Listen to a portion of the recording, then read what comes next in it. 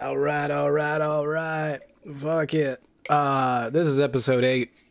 We're still on week 2. If you're wondering how this is happening, so am I. I'm just thrilled that we're able to schedule this many games, and I'm also thrilled that we've got this wonderful of a group. My name's Brad. I realize that with most of these episodes, I haven't been introducing myself at all. My name's Brad. I run games. That's my whole personality.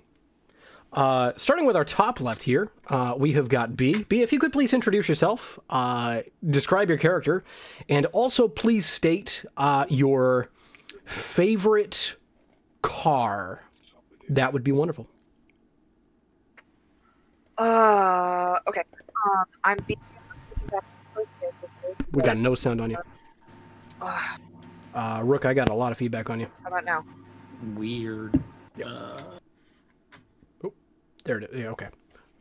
What you got, B? Am I here yet? Yep. All right, wonderful. My name is B. I'm going to be playing my fallen Asmar Death Cleric boy, Ezra. I don't know, there's not much else to say about him. He's edgy, he's got piercings all over his face, it's cool. My favorite car is... That's hard, because I don't really have a favorite car, but if I were to drive any car, I'd want to drive a hearse, because that's weird. Big into it.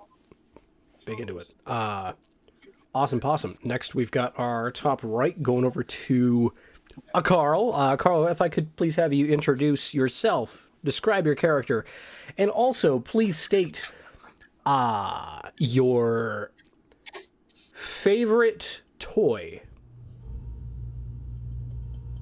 Okay. I'm Carl, and so I've been playing games, and I'm going to be playing Cathra, who's really getting disappointed about not getting in any fights. And my favorite toy, I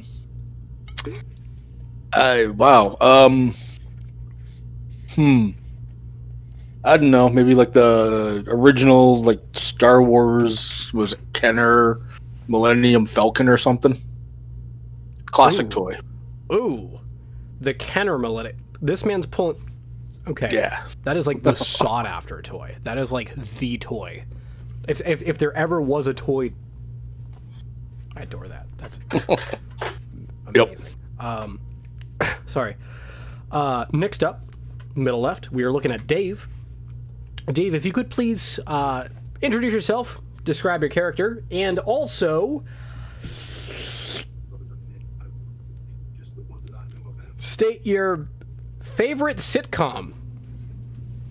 All right, let me see. My name is Dave, and I am playing Lurpu, the level 3 Path of the Totem Warrior Barbarian. And as far as my favorite sitcom, are we talking current or all time? All time. All time. Boy, that's a real tough one. I'm gonna have to harken back to my childhood and say the original Knight Rider. That one's a good one. That one is a good one indeed. We are looking dead center. We have got Christina. Christina, if you could please introduce yourself, describe your character, and also share with us your favorite animal. All right. Well, my name's Christina. I am playing Nefi Labata, or Nefi for short. You're welcome, Brad. She is a forest gnome, little tiny speck of a thing, with a pet squirrel, and a very high squeaky voice. And my favorite animal, I'm going to have to be a classic little girl and say horse, even though my cat is currently sitting in my lap. You say this? I watched the fuck out of Spirit as a kid. That was my Nice. shit. That was... I used to ride as a kid, so. Over to our center right, we are looking at Trevor. Trevor, if you could please introduce yourself, describe your character, and also state your favorite drawing utensil. Hey, what's up? My name's Trevor. I play Tefsley. He's half elf wizard. He's a pretty cool dude. He's starting to goof around with some gravity goofer. And honestly, like my favorite art utensils and tool, I would say, is just your hands. Go crazy with it. Yeet. Awesome possum. We're now looking towards our bottom middle. David, if you could please introduce yourself, describe your character, and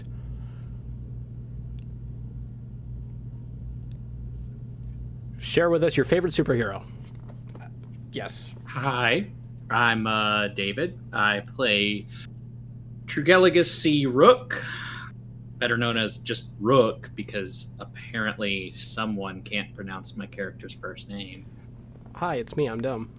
Nice to meet you. He is a Way of the Open Fist monk at level 4. And he's kind of a jaded figure who's just kind of over being stuck in one place because he likes to travel. Love it.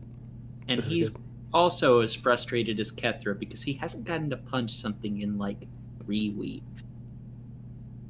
As for my favorite superhero, I'm going to go ahead and shamelessly plug previous episodes. My favorite superhero was Super Ruggy.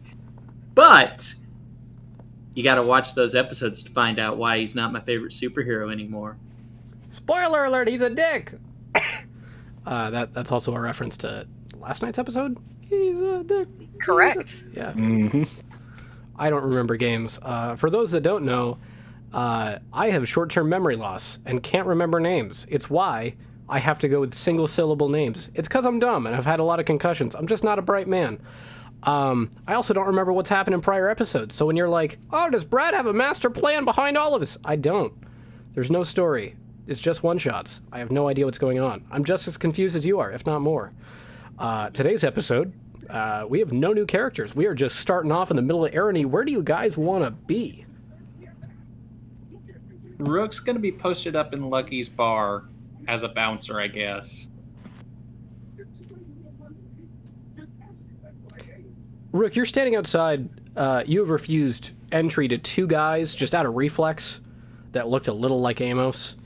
Like, they weren't Amos, but they looked like him. For those that don't know Amos, he's the crotchety old man played by Werfel. It's a whole story. The old man, they try to walk in. I'm just looking for a place to drink. Not here. Not here.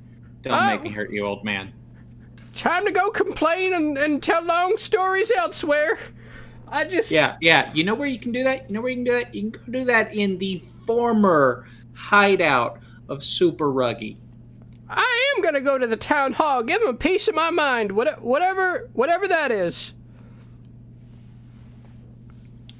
Alright, see you later, old man. Inside the bar, you can hear Rook. There is a loud kerfuffle. Who's inside the bar right now? I figured Cass was in there. Probably having an argument with Lucky about having a bar fight. I'm writing down what people say for stories. I'm cataloging all the information I can get. Writing a book. Slurpoo comes sauntering in.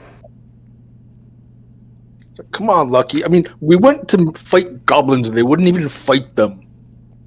This is, like, annoying. I understand you're really upset to be drowning in so much peace. And have you at all considered, fights hurt, just a bit. Have you thought about that, where it might be actually like, I'm trying to think of the exact term here. Harmful to be in a fight? I mean, not unless you actually bring out weapons. I mean, that's just, like, not fun. You're having a bar fight. You don't pull out a knife or anything. You just punch people. But there are some people that do, and that's the thing you've got to plan for. And then if you don't bring a knife or an associated weapon, you're not necessarily planning for the stakes at hand. Well, no, I mean, I am wearing armor. Just a really bad choice if they pull out a knife. Oh, yeah. You know what I think? I think you should just keep something explosive in your back pocket. And if they just try to pull something nice on you like a knife, well, just bring a gun to a knife fight, and I can guarantee you got a good chance of winning. No, you can't just make up sayings like that. It's not okay. No, we're not doing this. No, Pops, just drink, okay? Just quietly drink, please. What's up, Kethra? Lucky's not letting me have a bar fight. No, I'm not letting you have every time you fight in my bar, it lowers the property value. You understand that I own this place, right? Hey, Right, so he's not letting me have a bar fight. Well, No. we tried to make this place look pretty with the glitter. And you wouldn't even let us do that, dude. I still find glitter around here when I sweep. It's terrible. It gets everywhere. It's beautiful, and it goes well with my bow I have on my tail. It is a pretty sick bow, actually. Yep. Lucky is such a buzzkill. I mean, it's terrible a barkeep like that. Oh. Lucky? Yes. If you're the owner, how come every time I ask you to get in more herbal teas, you say you'll have to talk to the management? I've acquired more herbal teas because a lot of people were asking for them. I now have a selection of teas. The back one. Do you have any silver birch? Or maybe a nice mushroom and ginger? I have several distilled mushroom and ginger. I also have several birch waiting. I also have a selection of different spices and herbs. The most popular around here seems to be cinnamon. What would you like? With a birch. All right, then. He snaps a finger. You'll see a nice tea box is procured. This is a very thin, very porous wood. The box is pulled out, lid's opened up, tea bag floats over, makes its way into a little clasp for tea. It's a little metal. I don't know the wording for it. It's like a netting mesh thing. It's like a little Deeper, yeah. Yes. The tea itself is poured, like there's a split from the bag poured into this. It's then mixed into a very hot mug with very hot water waiting. This is wafted over to you and then set before you on the table. You'll note, Neffy, you've got a wonderful spot as a gnome at a higher up seat. There have been accommodations made in this bar to make it so that the smaller folks of the realm can sit at face level with their compatriots. These seats do rise and fall now, so you are able to sit at the bar just like anyone else. And that will cost you 2 silver, please. Here you go. Thank you, I do appreciate that. Smells just like home, Lucky. I can imagine so.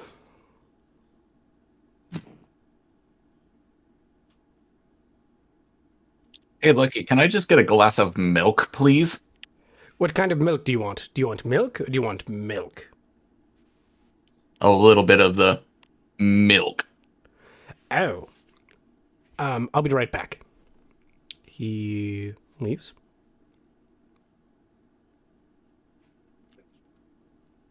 I write down that he leaves in my book. We lost. He'll be right back. He has lag. And then we lost one. We lost a Carl.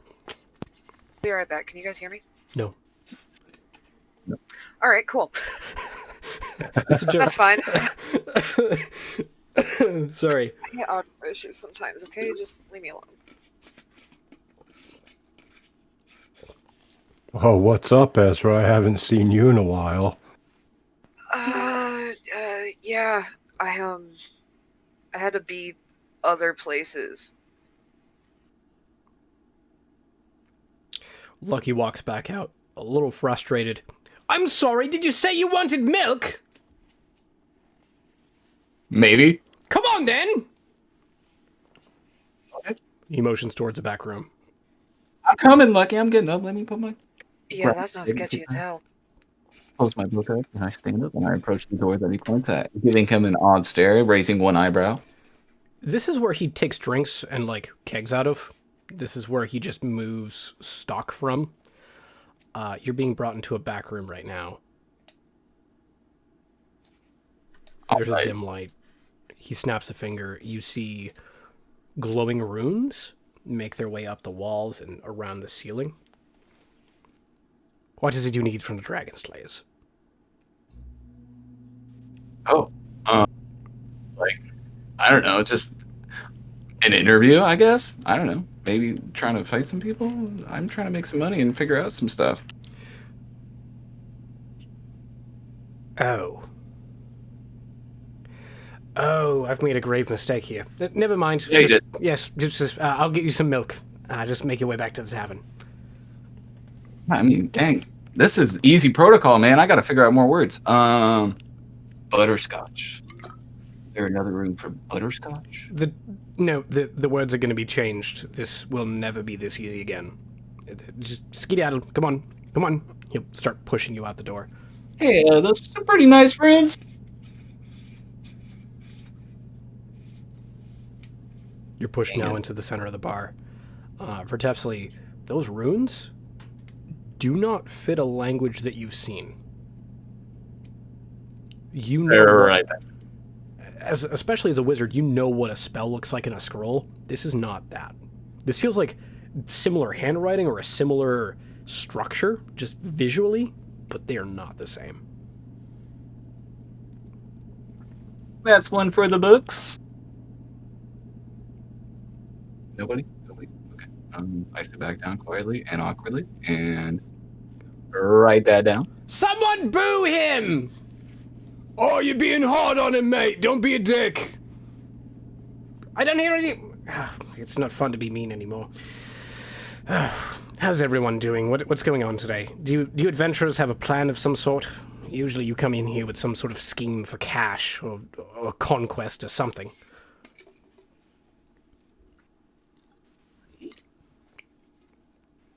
Who's got something to do? I'm bored. I just came in with a plan for drinking.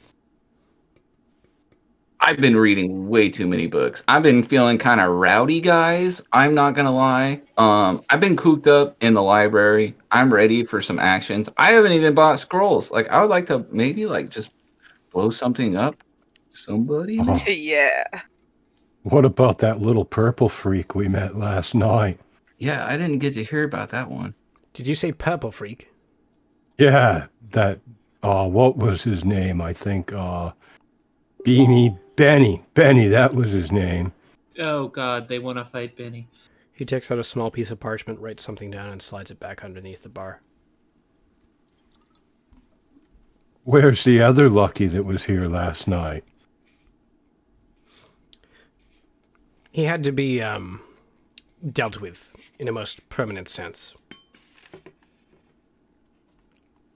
That's not cool. For those that weren't here last night, somebody decided to use a impersonation thing to mimic Lucky's appearance.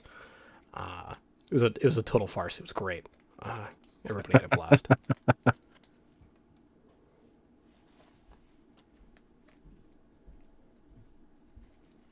What do you think, Kethra? You want to go fight that little weirdo?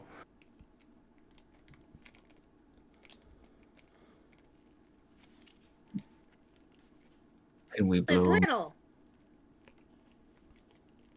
Oh, well,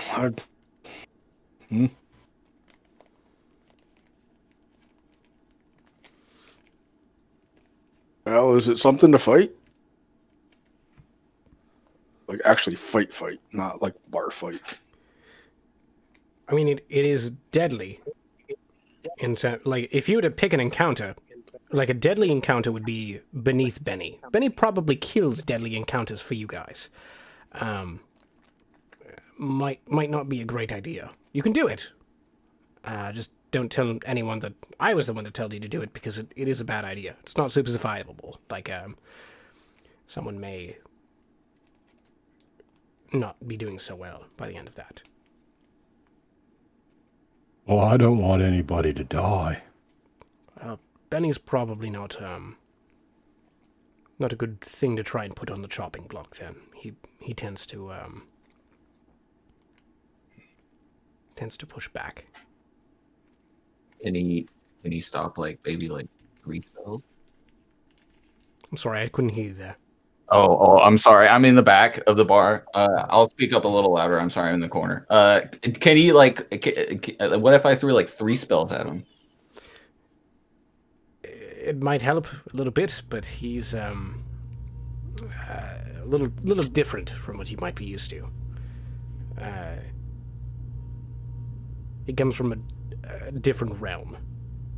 We'll Read a say. lot of I never fought a book before, but I definitely don't seem like I want to fight this guy if 3 spells won't be enough. Maybe with some scroll stuff. We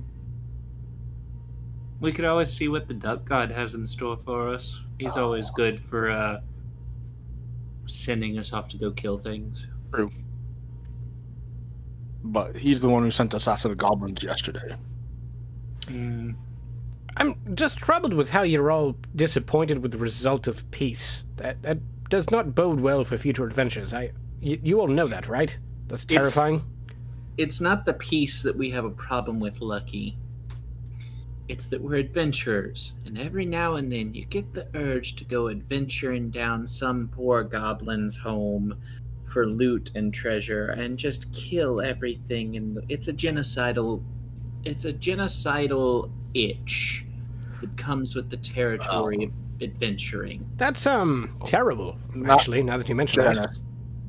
That's pretty but I mean, you expect it when you run into goblins that they're gonna be goblins and it's gonna be a fight. But no, everybody wants to talk. Yeah, you expect when you run into what most people would consider to be uncivilized allegories for tribalism that you're going to fight them. But, I normally fight that urge by just walking really far. So is there some place you want us to go explore and possibly kill things at, Lucky? Literally any cardinal direction. Right. Well, there's 7 of us, probably. so that should be easy to not get a tie, unless someone abstains. I say we vote on a cardinal direction. I like that. But hear me out. What if we just straight up look for treasure? I've read it in a book. There's just things out there you can just go and get. They're strong, kind of, I think, but there's usually things to kill along the way. You mean like go looking for a cave full of mayonnaise or something? Exactly. But the mayonnaise has plus abilities that make you stronger in some way, like plus fire out of your face, like when you eat the mayonnaise. You know what? I haven't run into this mayonnaise yet, but I keep hearing about it. I'm down. It's just an option. I mean, we can go in a cardinal direction and look for a cave. There might be bears. There might be mayonnaise. I vote. I will go whatever South didn't direction. work. Let's go north. Okay. I vote. I will go whatever direction Kethra's going because Kethra, All right, you know, north had a then. good time. Kethra, you smell blood, so I believe you. I'll go north. I'm going wherever there's action. I've been sitting here for too long. My butt's going numb. By the way, Neffy, how are you? I haven't seen you in a while. Pretty good. I've been exploring these woods. They're not too different from the woods back home. Oh, that's I'm talking good. to the creatures and stuff. That's I haven't- wonderful. I have seen some bears, but I haven't seen any mayonnaise. I Oh. hope that doesn't put a damper on your plans. You know, Kethra, lead the way. Unless Lucky has any objections. Okay, but if Lucky, you said that there's kobolds up north, right? No, I've actually heard that they're to the west.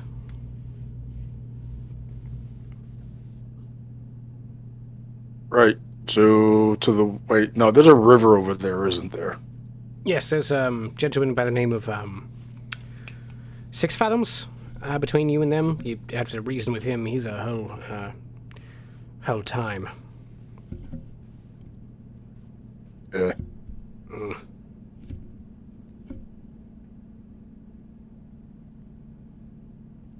Seems what you're looking for is more violent, perhaps? If you're looking for a job to the north, you might be able to find something like that. There's a guy named Bork. He's a half-orc. He is to the north a bit. He might have some work over there for you. I don't know if it'd be violent, perhaps, but perhaps worth a try. Okay. So, let's go talk to this Bork, you said? Yes, he's a half-orc gentleman. A little bit on the slow side. Well, yeah, Bork the half-orc. Yes. Yes. All right, so we're going to do that then? Works for me. Sure. All right, so let's get going.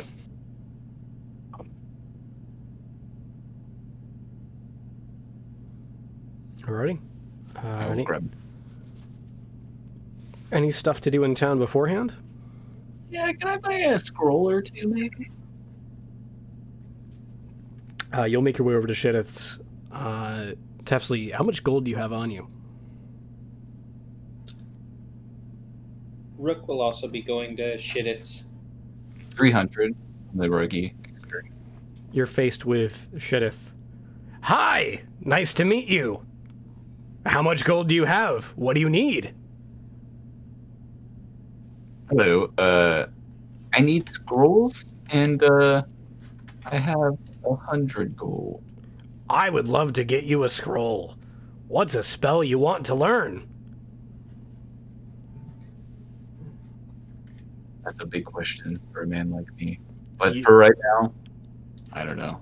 Do you know Thunderwave? Well, I don't. I'd love to teach you Thunderwave. I can get you a scroll for that. For 100 gold. Really? Because that's the exact amount that I have. That would be terrific. Great. Great.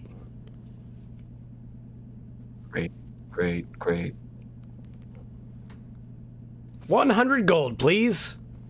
Absolutely. Let me just reach in my coin purse. I lean to the side, looking backwards, making sure he doesn't see me pull out of my 300 gold piece. Just dead towards your eyes. Absolutely. I'm dead towards his eyes as well. You know, Trying to listen. for the folks at home, this guy has a pointy hat, stars and moons on it, bright blue hat. He's got robes looking like the same. This is like almost Fantasia shot for shot. Let's say I did have like 200 extra gold. How much is that hat? This hat.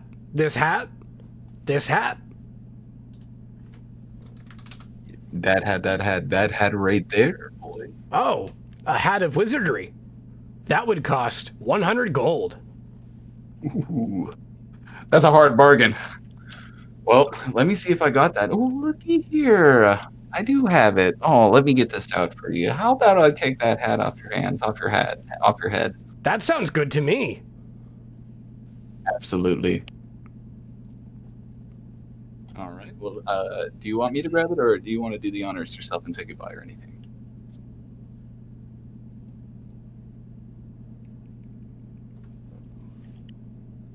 Am I gone? Nope. We're missing someone, though. Ethra's resetting her Wi-Fi. Oh, Was it Rook that was also hopping over to Shedith's? Yeah. Rook is watching this with amazement and just letting it kind of play out at first because Rook has a small inkling that this probably isn't the real shit and is likely a simulacrum of some sort in his place because this figure is robotic.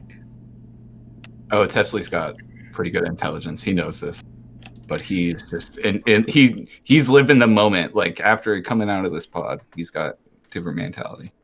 He's just Hi. rolling with it. Hi, shit, it's dummy. I have gold. Here is a pile of gold ore that I have from a Bork Needs Rocks mission and a diamond collectively, this is worth 400 gold. Well, I can probably get you a circlet of blasting. Oh, what's that do? I can't read it aloud. It makes it so that you can cast this scorching ray spell with it. Oh, I was looking for something similar to that. I was thinking of getting flaming put on this short sword. Oh, you mean like and I have a +1 short sword. You mean like a flame tongue? Yeah. Oh. Except as a short sword, so that I can actually use it. Oh, how wonderful. Those are rare. Those cost 1,000 gold minimum. Oh, okay. And he pulls out 600 more gold. Wonderful. That can be done. Awesome. Give me just a minute. He grabs the sword, makes his way into a back room. You can hear, as he enters the back door here, you see like a display case or some common items around this room. It's kind of stuffy. There's just a child stiff as a board leaned against a wall. You hear like the sound of something growling. Something's knocked over. The sound of saw going back and forth. Something falls now. Something shattering. Someone screaming. This sounds like every 80s show when they just run through their entire soundboard when they have something going on in the background. He comes out now. He's got a bit of ash on him. He's faintly smoking from his hair. Wonderful. I have a flame tongue for you. All right. And what exactly is the stats on this? Standard flame tongue. You are replacing that with a short sword. +1. Okay. Beyond that, the only thing Rook has to do in town is drop off a bunch of weapons that he's had for ages from some halflings that he just wants to sell. You are directed towards Blever's Odds, as well as a blacksmithy area, referred to as Hammer and Sickle. I think I'll give Lever's Odds a try.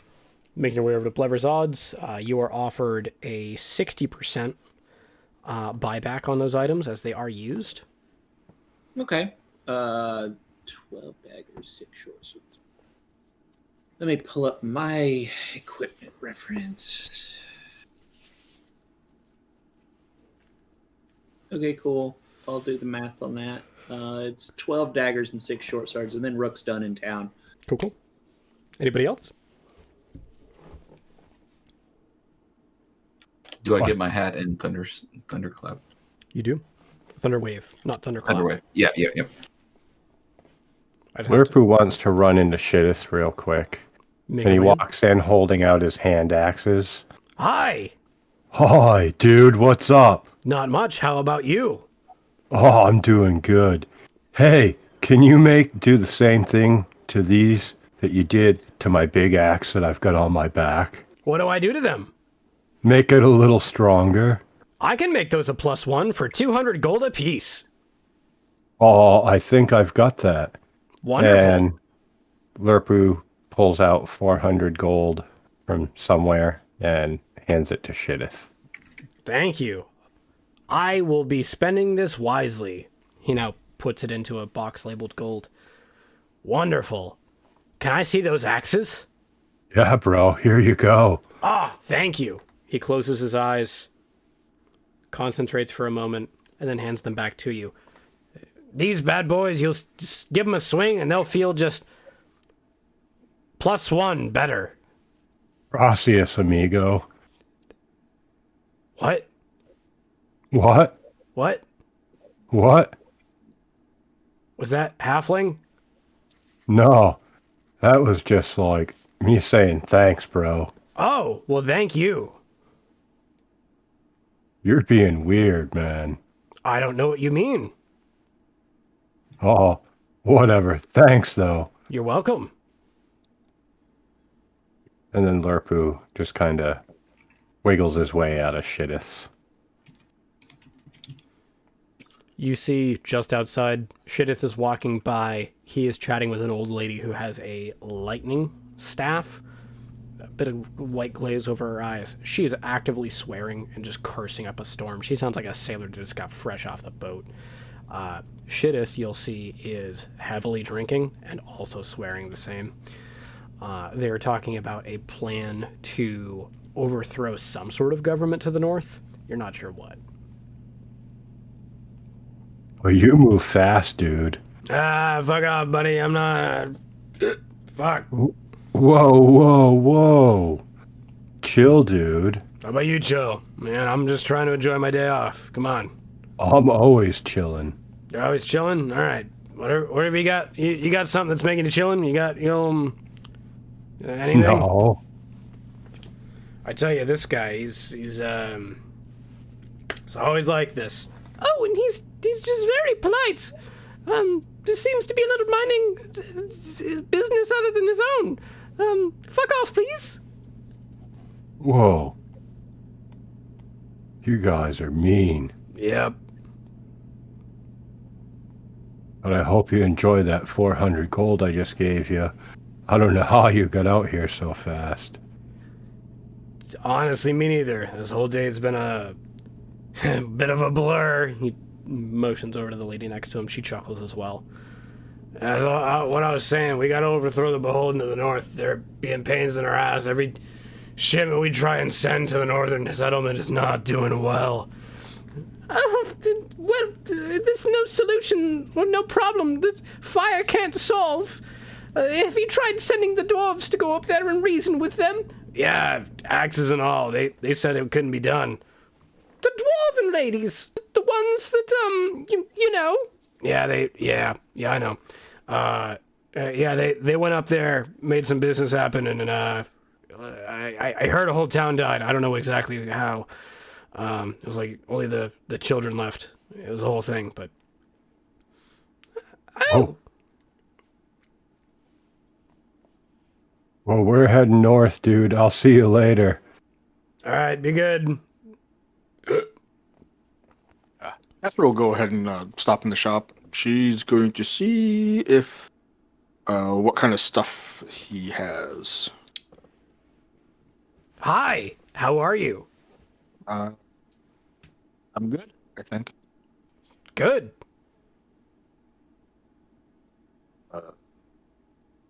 You have stuff here. Yes. Like anything odd and unusual. That is what I sell.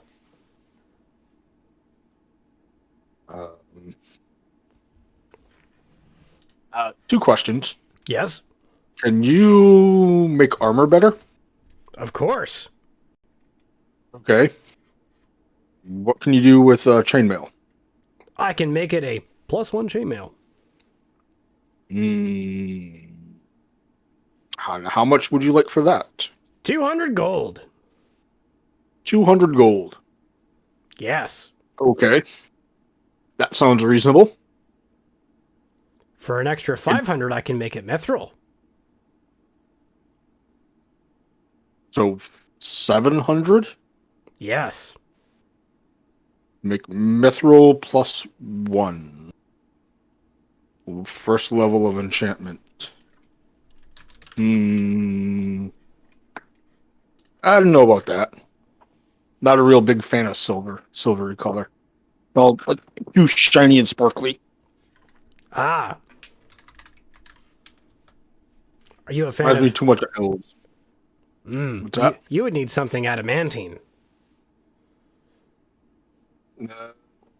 Possibly.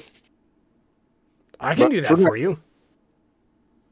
How about we go with the +1 for now, and we'll see how that works. Sounds great. Excellent. And she will pull off her chain shirt and hand it to him. Now, did you say this is like the mannequin, or does this actually look like Shittith? Looks like Shudith. Okay. All right. And is this going to take a while, or do you just No. go woo with your fingers? I just go woo with my fingers. It's very hand wavy. Okay. Very hand wavy indeed. for those folks at home that are asking about how like magic items get made. I don't know. I don't know if you know, but I don't know. We just guess. We just throw gold at our problems here. Wonderful. It's done. Thank you. Excellent. Do you have any neat weapons? Yes. All right, like some kind of ranged weapon, like a crossbow or a javelin or something. Yes. What would you prefer? Well, either of them. I can get you a javelin of lightning for 250 gold. A crossbow? I can get you a repeating crossbow for 200. A +1 for 275. +1 repeating crossbow. Is that like those things on the airship? Kind of.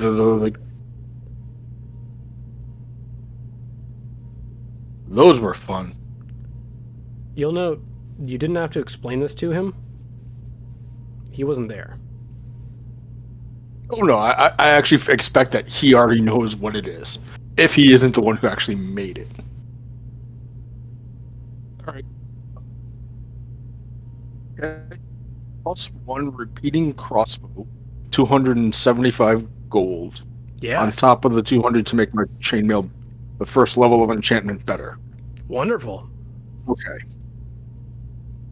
That sounds good. Good. 475 gold. Thank you. Pleasure doing business with you.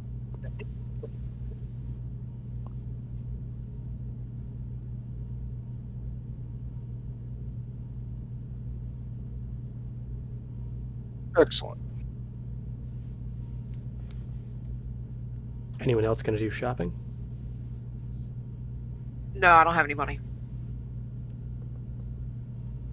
Is that All right. That we'll see. Everyone meeting outside Shittith's area here. You'll notice there's another Shittith just walking away. He's walking with an old lady. She's got a lightning staff. Strange. What would you guys like to do? Cool.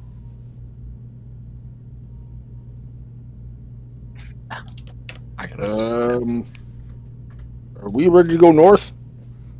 I guess. Oh, I'm ready. Never been more ready. let me tie my shoes. All right. Okay. Okay, I'm ready.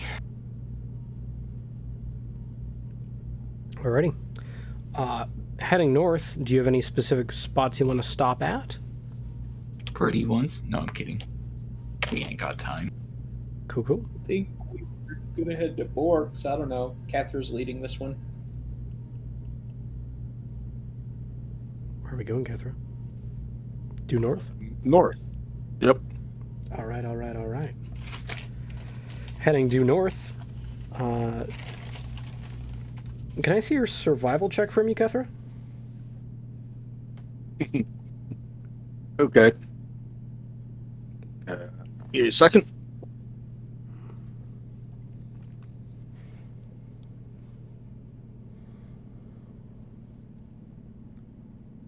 Eight. With an 8, you feel like you're going the right way. Yeah. I got the setting sun to my right. All good.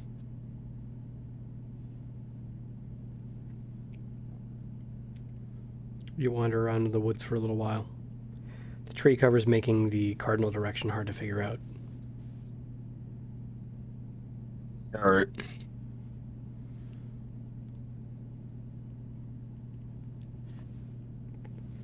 It does get a bit later, and you guys are still in the Forest of Screams. Sun's going down.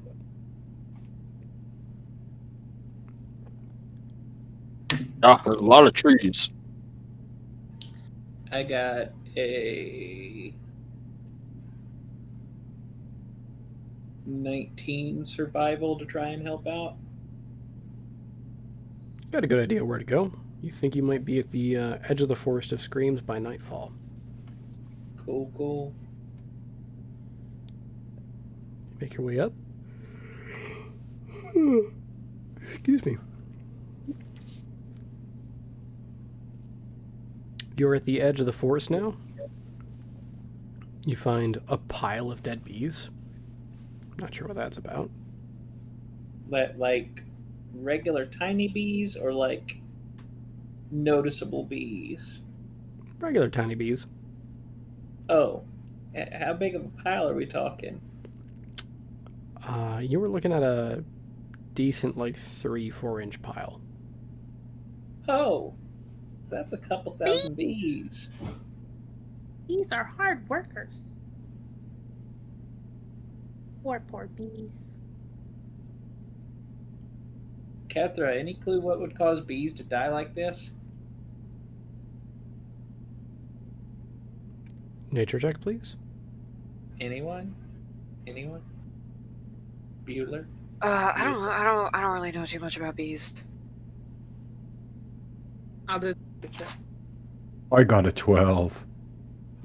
Ask me about books, and I can tell you a bunch of stuff. I mean, I rolled a 15 for nature, though, so maybe I do know something about bees. For Lurpu, they weren't squished. For Ezra, these died, you think, either chemically or somehow else. Like, they were forced to not be alive anymore. They don't appear to have any sign of blunt trauma. There is no struggle here. There's no disturbed land. There's just a pile of dead bees. They look like frozen in time. Yo, these bees just, like, drop dead. Like, no one, like, killed them physically. Like, they're just dead. Neffy, can somebody. Sorry. Neffy, can I see a nature check from you?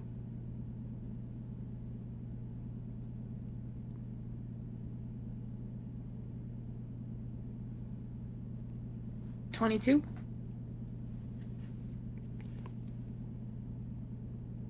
This looks like somebody hit these with necrotic damage.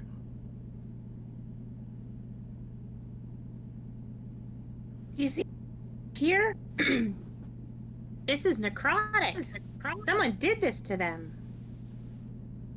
Like, somebody's trying to make, like, undead bees. What would you do with an undead bee? Make yucky honey? I don't know. I mean, the necromancer stuff. So, I mean, that what else do they do? This is why testing on animals Besides, go, is not no, okay. oh, God, that hurts. But, yeah. I don't know, maybe death honey's a commodity. Some folks are strange. We need to stop them. You want us to track down some random thing that killed bees? Yes. Nature depends on bees. Catherine's gonna look around and see if there's any kind of hive or anything that looks like it might have been the hive. Let's see a perception check from you.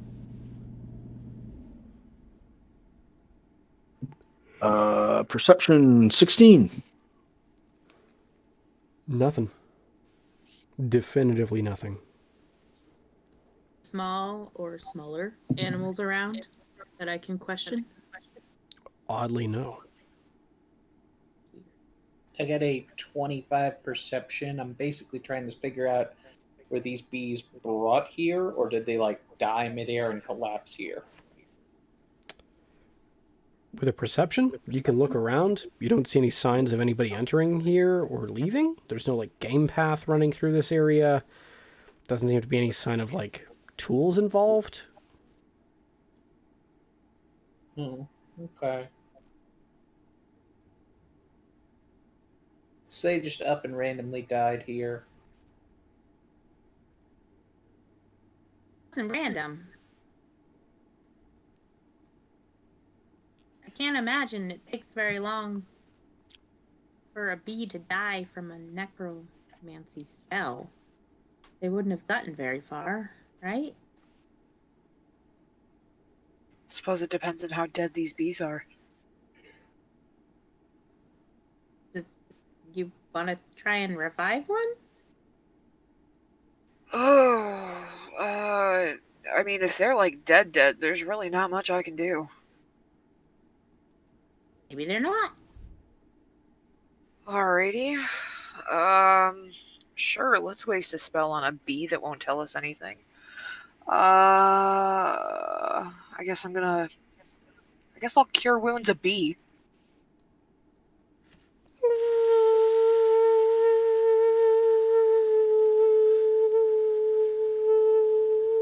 There's your bee. He's not considered a beast, right? I can't talk to him. He's a beast. Oh, can I talk to him? Yeah. What happened to you and your friends? Damn tree folk! Damn tree folk! Excuse me. It's a damn tree none. folk! Oh. Okay. I will relay that to my friends. What is a tree what? Tree folk? Nature check, please, from Neffy. Could I also do one? Definitely. Oh, 9. A person made of tree. Like an end. Okay. We've seen them. Didn't I see them? Didn't I talk to them? Mhm. Yes. Ooh, Yes. Could I do an intelligence check based off like books that I've read? Sure. If I'm allowed to check, I rolled a 15 plus 2 on nature. You've heard stories of people that were also trees. You think those Got are the it. folk of tree that they're describing?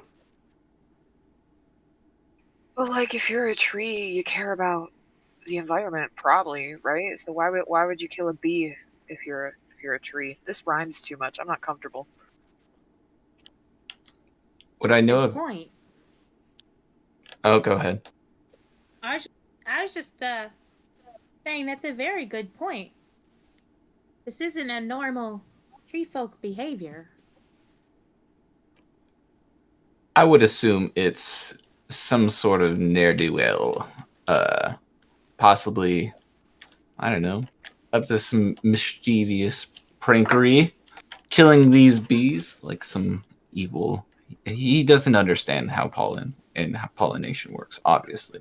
He knows we need these bees. Neffy, it lands on your shoulder. Mr. B, you can take a nap. Or Mrs. B. No offense or anything. Do you have more to say? No, do you? Are you related to Dougie? No! Okay. I can only do so many voices. I'm sorry. Okay, Did you it's fine. talk a bee that's related to Ruggy? I did. It's it's I don't know. Anyway, okay, you just take a nap right there.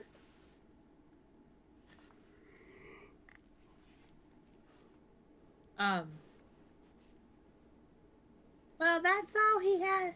He's able to tell us, so I don't know. I think we should go check it out. Maybe they'll have mayonnaise. I don't know if trees like mayonnaise, but maybe. Really don't want to get covered in mayonnaise. Well, me neither, but I might have an extra cloak you could borrow. Alright. It probably would only cover one of your legs, but that's okay. You just have to pick your favorite leg. Alright, sounds good.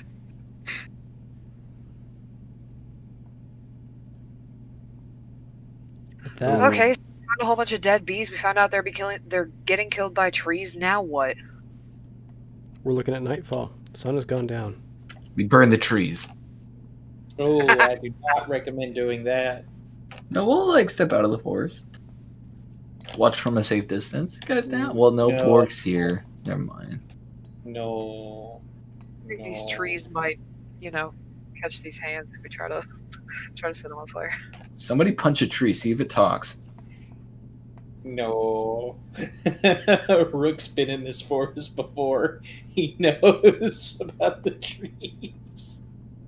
Why are you scared of the trees? Smell the fear off you. They can smell it too. You gotta take that away. That's why I'm saying punch the trees. Show them no fear.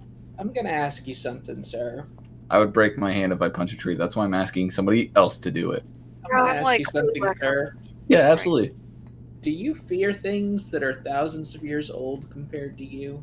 I don't know if I'm 1,000 years old, so I mean, what's it to me? That's a fair answer, I guess. We're all just stardust, baby. Held down by gravity. But boom! Read it in some books. And I also read trees are easily catchable on fire. They catch on fire really easy. So burn the trees. What's 1,000 years got on fire? Fire's been around forever, I bet.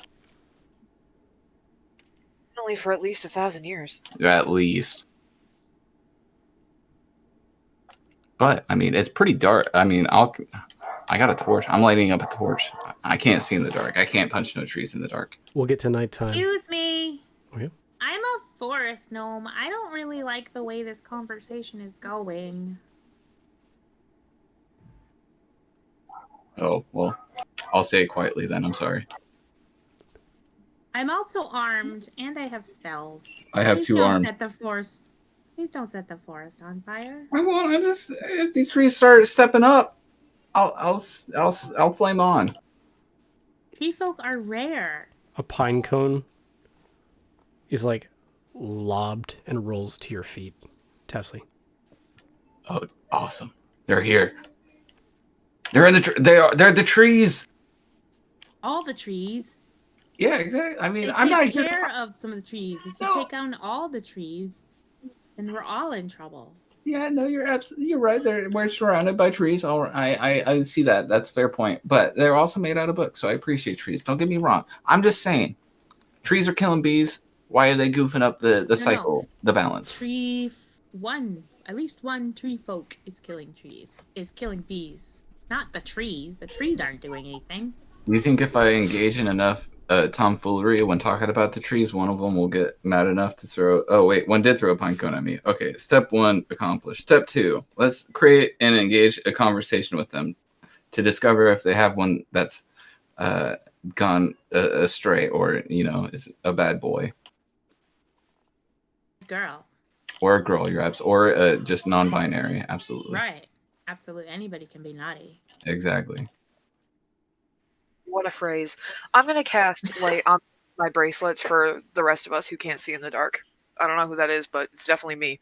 I've got a good distance in the dark. I just would rather have a torch. It's comforting. I don't know if I have dark vision, but I'm casting light anyway so we can see better. Dope. I can see now. I do have dark vision, whatever. We will get to nighttime activities quite shortly. We're going to do a 15-minute break. We'll come back and we will get to the nocturnal end of today's adventure soon. Awesome.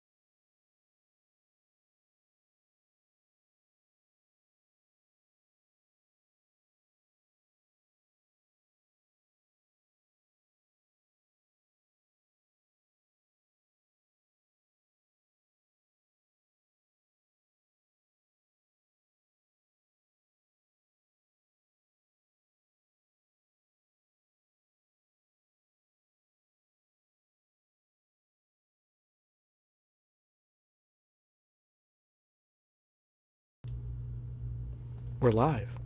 We're back. We're no longer on break. So, our party of wonderful, brilliant adventurers has just wandered in a cardinal direction. It's dark now. It's scary. The Forest of Screams has started screaming, like off in the distance. There's a couple of voices just in agony. What our party like to do? We can either go wander around in the forest at night with screams all around us, or we can set up camp. I mean, or we could go visit Bork. You guys passed him like 7 miles back. Oh, shit. Yeah, nobody asked for directions. No, we really didn't. But also, we could scream louder, muffle out the screams of their voices, and everything will just be scared to come our direction. And I think we'll be all right. Tessie, can I see a wisdom save for me? Absolutely. Thank you. Ooh, I'm very smart, not wise.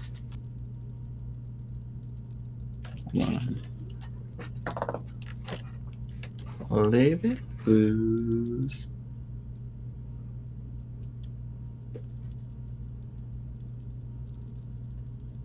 Ooh, I am pretty wise, actually. 11 plus 5, 16. You feel like that's a really good idea.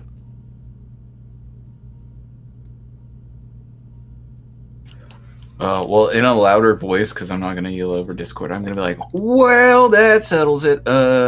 I am being murdered alive. Nobody come this way. I'm dying. And I just start screaming, like, blood-curdly, like, little sheepish man cries.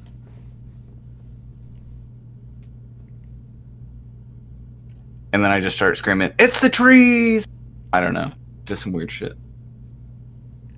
The more you scream, the darker everything around you gets. I'm blacking out! What is going on? I might actually be dying, guys. So, Somebody get Bork. what do you want to do? Maybe your screaming idea isn't the best one.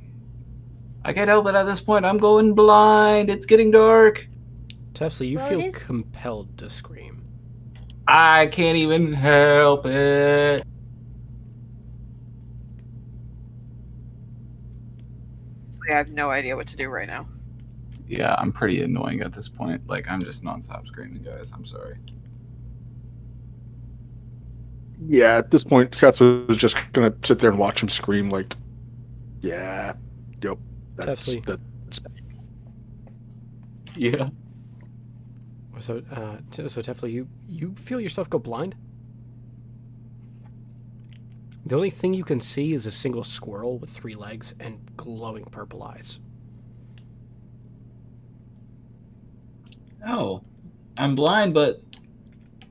And I'm still screaming, like, on the top at, like, full volume. There's a 3-legged squirrel with purple eyes looking at me, and No. it's all I see. No, that's a problem. Now we gotta do something. Yeah, you didn't think that there was a problem beforehand when I'm saying I'm going blind? And you're No, back. not particularly. Wait, I can see again?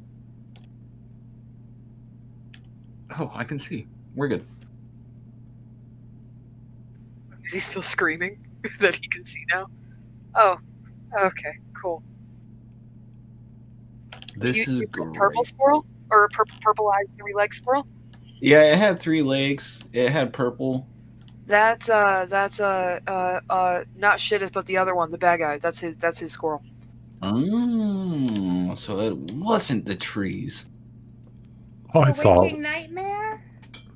Yeah, but I mean, I'm constantly in one. That was like nightmare level 2 kind of status.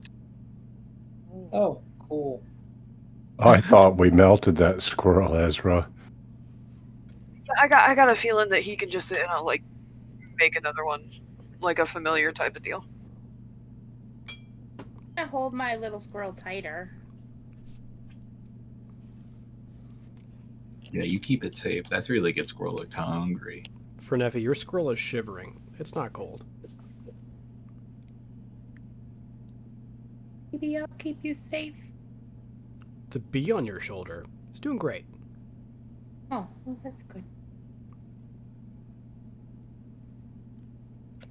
No, that's concerning. But anyways, Well, the way I see it, we have two options. We can set up camp here and stay out all night, which has only happened once before, to my knowledge.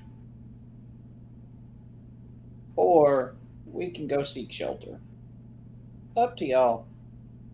I'm pretty sure I scared off everything in like a 5-mile radius at least. But I'm that pretty gives us sure- clear space to go to Bork's. I would like to do that. My or you throat just call hurts. closer. Either way, Bork's is probably a better idea. Rook, you I'm can pretty. Huh? Rook, you can plainly see there's a yellow bird, like about 100 feet off, not scared off in the slightest. Oh, yeah. I'm gonna say your idea didn't work, and I'm pretty sure you just brought more attention to us. No. I read that in the book one time. It's all right. It worked. How far away is this bird, Brad? 100 feet. Oh, okay. So it would be just outside of the range of my flame tongue if I were to light it up. Darn. Yeah, that yellow bird over there in the distance that you can't see because you're blind, because it's dark. Yeah. It looks at you hungrily. The yellow bird disappears. Oh! It now reappears 40 feet away from you. Oh. Hey, Tesley, watch this. And I say the command word for my flame tongue, which I haven't yet picked. I'll decide on that. And it lights up, and it gives bright light within 40 feet and dim light 40 feet further than that. So now everybody should be able to see the bird. You're looking at a bird that has a calm disposition, but an intelligent gaze. I say, what up, bird? I didn't scare you off? You're pretty smart.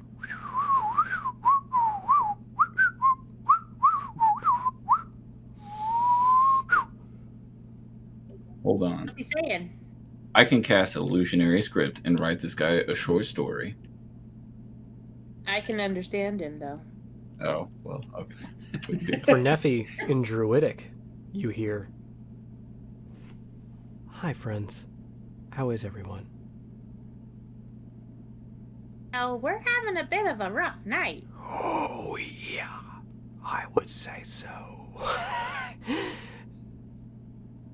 are you? Who am I?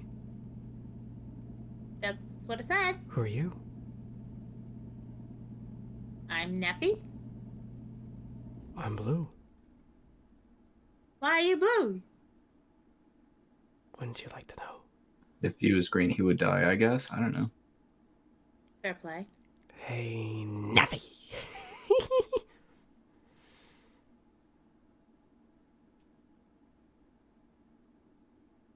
Neffy.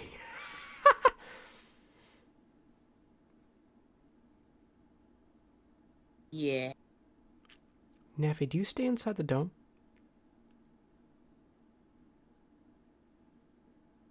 I've been there. That's not my home originally. You should come play outside with us. I'll think about it. Mm-hmm. Yeah, come play. Hey, do you know what happened to the bees? I happened. Did you do that? Yep. But you're a bird. You're not really a bird, are you? I like to eat bugs. And bees are bugs. So I No. made bugs to eat. Birds don't cast necromancy spells, Blue. I didn't do anything necromantic. So you didn't kill that big pile of bees over there? No, I made them dead. How'd you make them dead? I conjured animals, and then they were dead. Okay, well, birds don't conjure animals, Blue, so what I- are you? I'm a bird. You're a bird right now. What do you normally? I'm a bird. I'm a bird. No. You're pretending to be a bird. I'm a bird. What are you normally? A bird. Birds. Neffy, Don't- what is it saying? It says that it conjured animals and they come conjured dead. And that it conjured those bees and they came dead. And it says that it's just a little bird, but obviously that's a load of squirrel droppings. How So- big is this bird? Just, since we can all see it. You were looking at a canary. Oh. Oh. Rook's There's met some- Blue before. Symbolism. I don't know if I've met Blue on this side of the... Hey, is that by chance Blue? Bork's friend Blue? Yeah! Wait, he's a friend of Bork's? Are you sure? Because he seems a last little time I checked. sketchy. Yeah, he seemed sketchy back then too. Bork allowed me to talk to animals for a bit. Does Bork know he's sketchy? Yes, Bork chastised him for being sketchy. Oh. Is this how Bork wants you to act, Blue? Does Bork know that you're conjuring dead things? Bork doesn't tell me what to do. I do what I want. But Bork would be very disappointed, wouldn't he? If Bork could see me, he would. But he can't, because I can hide from Bork. But Bork will find out. Bork is very smart. Things get back to him, Blue. He is not. You want to know a secret? Sure. No. He...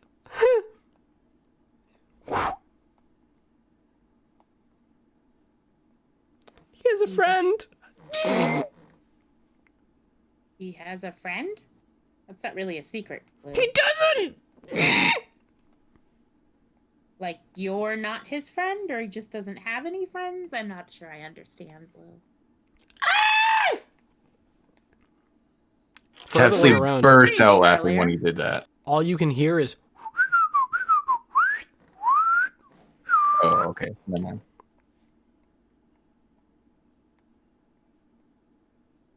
Okay, well, anyway. Hey, Neffy. Yes? I like a squirrel. That's right. This is my squirrel. Blue. Yep. Mine. Mm-hmm. Do you know anything about the three-legged squirrels, Blue? Mm-hmm. What do you know about them? They're wrong. They're wrong. No. Mm-mm. Mm-mm. None of them. None. I said none. Said none. Hmm? Who said none of them? Nothing. Obviously it was something. Or it wouldn't have been said. It wasn't. I heard it. No. My ears work pretty good, you know. No, you didn't. Did? No.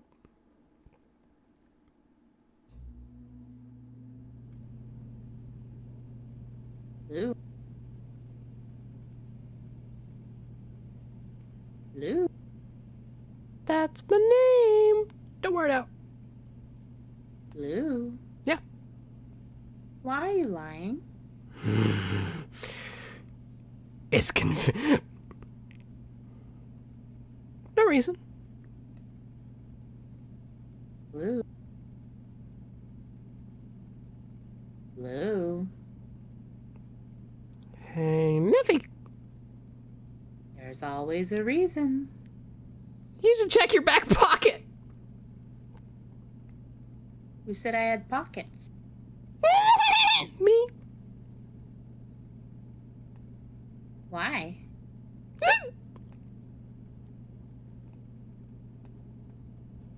Do you owe me money?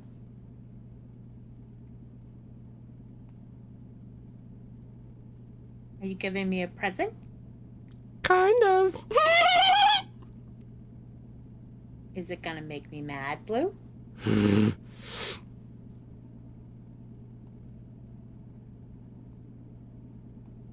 If Bork isn't your friend, who is your friend, Blue?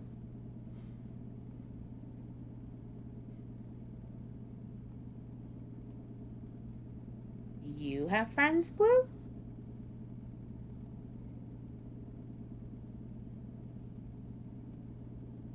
No one? Are you all alone? Not anymore. You're here.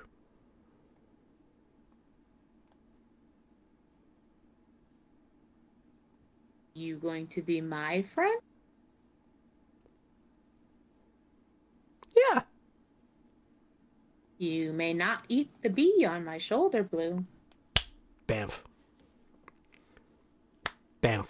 You've got a yellow canary on your shoulder. Who is not eating the bee? Correct. Other shoulder. All right. Okay. I have gotten quite the zoo on this trip.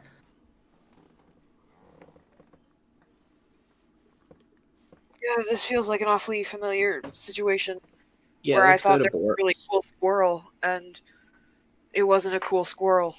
So, Tell your Yeah, friend. let's go to Borks. My friend what?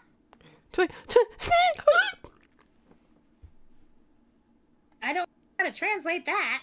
What'd you say, Rook? Oh, I was just saying, yeah, let's get to Borks. As you say Borks, the bird disappears. I guess he doesn't want to face the music. And I will relay as much of the conversation as I can to those guys. Dude, that bird sounds freaking crazy. Yeah. Just a little. Yeah. He chance there's certainly a needs a good role model in his life. Crazy doesn't begin to describe that bird.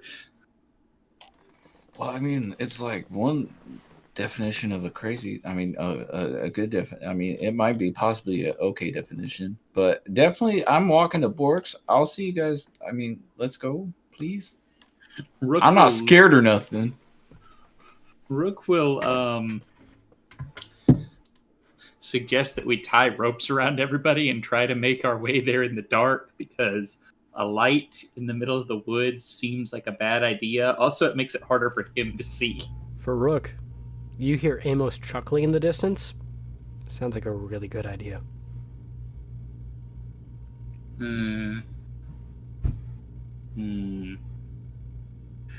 Right, so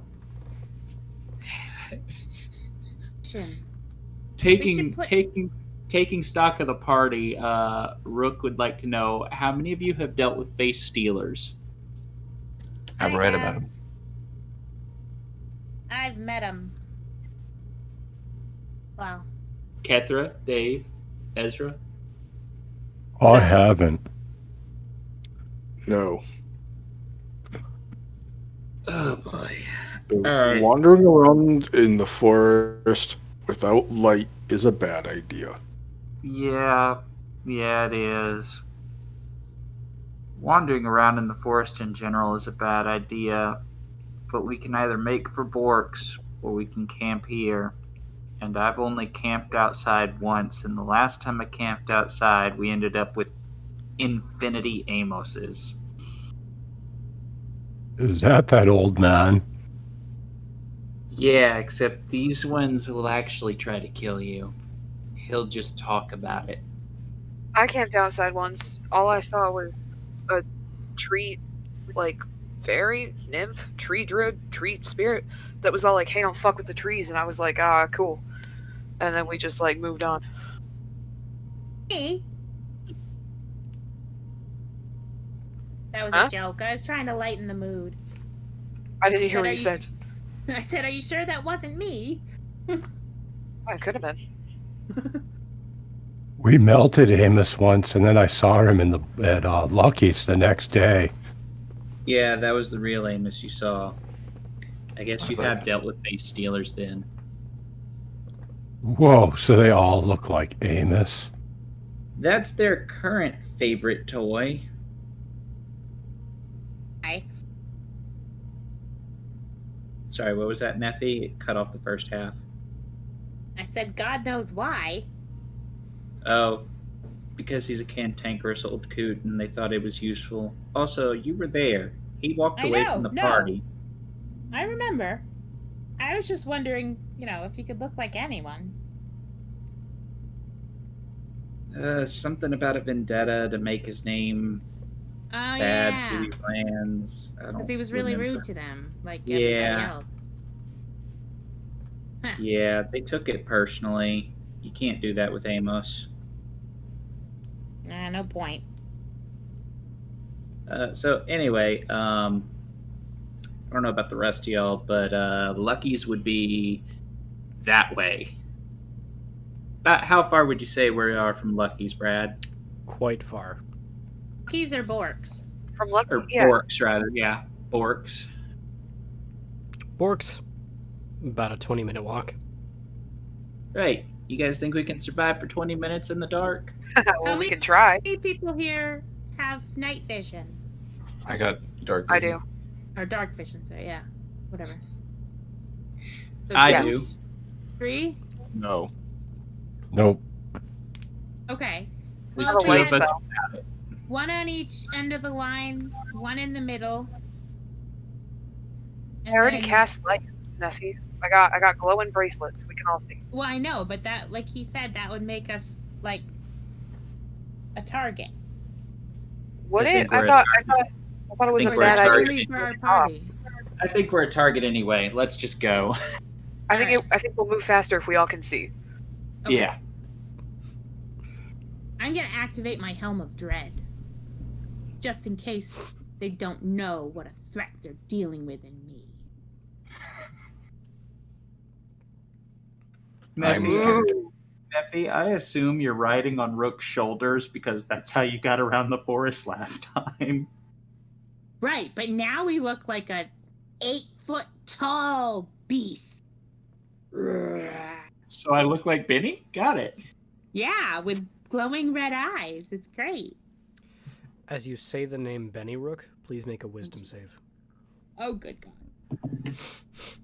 That is a 19 on the die, and I have a +4 in wisdom, so 23.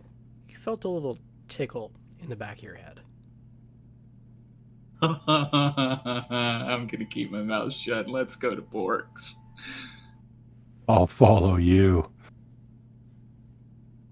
I guess Rook's leading the way to Borks. Rook, you lead the way. I can assist because I've been there before. You encounter a fox. Oh Seems my to god. seems to be giving off strong bottom vibes. Swears at you Hell, for a little Brad. bit, gives you directions, gives you a map, takes the map away, slaps you on the mouth, and then tells you where Borks is. I already knew where Borks was, and I've met one fox in this woods before. Is this the same one? This is the same fox. Ugh. I'll spare the Oh, viewers at wait. home the 40-minute interaction with Sylvette. It's bound to happen. Actually, we can catch Sylvette in episode 1 if you're interested. Sylvette, I know where I'm going. I'm going to Borks. But I need you to know there's a yellow canary named Blue wandering the woods. Sylvette runs. That's what I thought. Can I check my back pocket? Sure. You find a small little box. It's got a lid, some ribbon, and a bow. It's deep purple. Is it ticking? Hmm? Is it tick? Is it ticking? Yeah. No. I'll shake it. Nothing.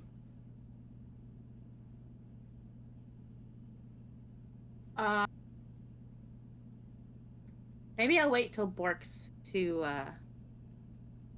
open it. Yeah, open it at Borks. Just in case.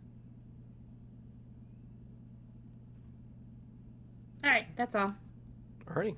Rook, can I see one survival check from you? Ooh, that's gonna be a 13. Takes you a little bit. You get there. Bork, you'll note, is standing at a very large slab of wood cut right across with several stumps around lining this area. This seems to be a table with a set of chairs. Bork is cleaning one glass. There's a sleeping kobold on one of the chairs. You'll note there's about a half dozen of them. 6 or 7 over there. The little kobold has a very large helmet, a very large lance, a very large set of armor, and a very relaxed disposition. There's also a wolf right next to this dwarf, or a husky or something. Very, very big. Almost the size of a horse. Also sleeping. Scars line its face. This thing has probably been in more fights than everyone here added up, multiplied by the number of people here. Bork, the half-orc, with general soft features. He's got if there was an orcish point to his ears, it's been kind of massaged down. There's no hair on his head. He has a just genuine smile to his face. You're looking at a pretty drab clothing. He waves over to you all. Hello, Bork's friends! Hey, Hi, Bork. Can we camp here tonight? Because Blue's out in the woods. Yeah, Bork's acquaintance Blue is not very nice. No, he's not. Yeah, he does bad stuff. He gave Neffy a gift, right, Neffy? Gave me this purple box. Yeah, probably not a good idea to open. Well, how do I know what's inside? Yeah, Bork doesn't know. But I want to open it.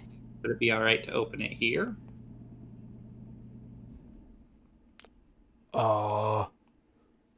Like, with you around. You can fix me, Bork. If I die or something. Get hurt. Yeah, Bork can try. Okay. Oh, before though. Apparently he's conjuring dead animals. I thought you should know that. Bork's heard of conjuring animals, but Bork's never heard of conjuring dead animals. What kind of dead animals is he conjuring? Well, we found a pile of bees.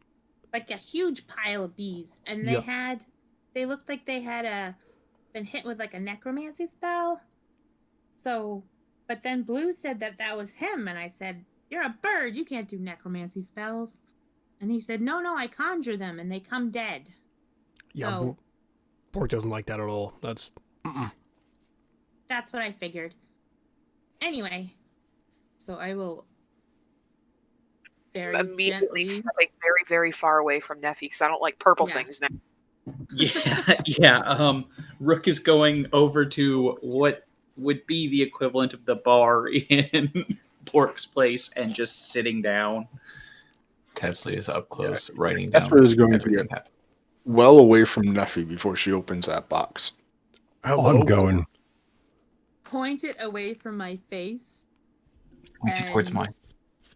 Right, exactly. And have my beads of nourishment on hand, because I have some of those. And very gently open the purple box. okay. We're going to do a 5-minute break. Oh, you punk. Is that to give me time to build a new character? No. Oh, We'll be back shortly. Yes.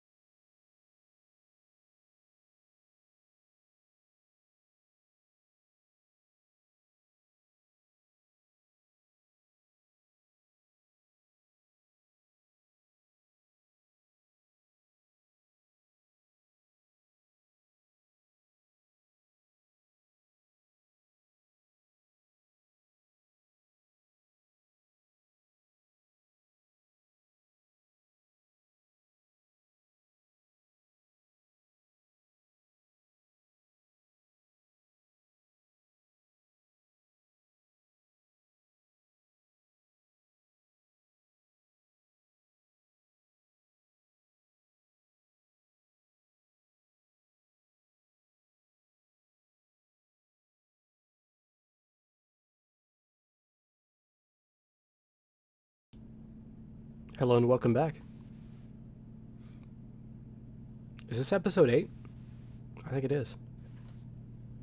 It's getting late, friends. Sun's getting low. A box just got opened up. A veritable mystery box.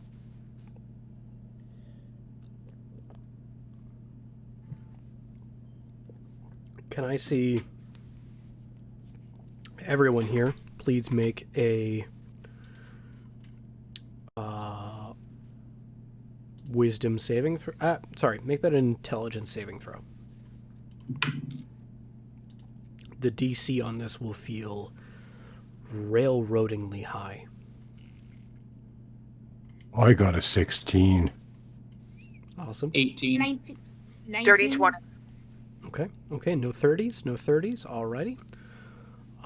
That's the 4.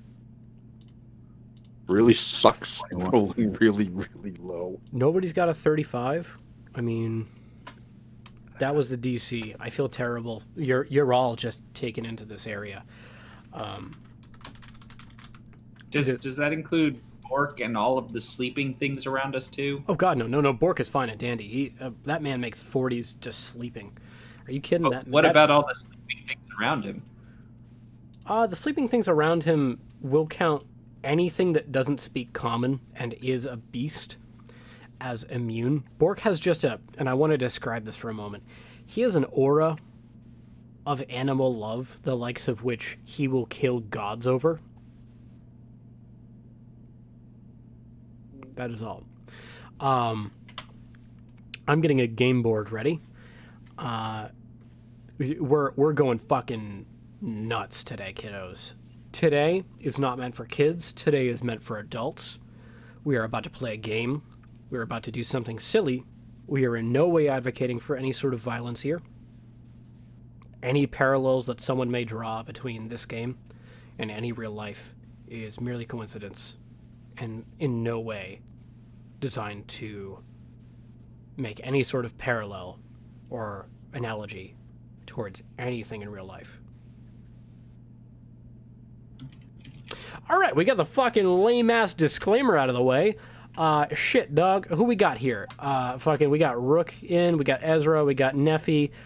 I'm looking for Kethra now. I am getting a fucking tabletop simulator board ready. By the way, you've been transported to a far-off land.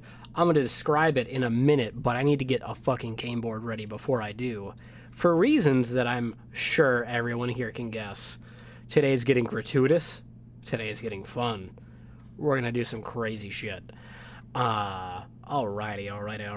We got Ezra, we got Kethra, we need fucking get Lurpu in here. Shit, dog. We're going to have a whole fucking party. We got Lurpu in here. Lurpu, I'm going to change your base color a little bit. Dave, you're not colorblind, right? No, I'm not. Cool, you can see pink? Yep. Awesome. It matches my skin. Tefsley, I think I don't have art for you. Can you put your art in chat? For folks at home, just watching this, if you're like, man, I wish I could just like see their chat, consider becoming a patron. It costs a couple of dollars per month, but you get to hang out with us, and we game more than one time a week. We just shoot the shit all the time. We just hang out. It's great. Yeah. We do crack. We play games. We don't do crack, but we do play games. It's great. Ezra Winter.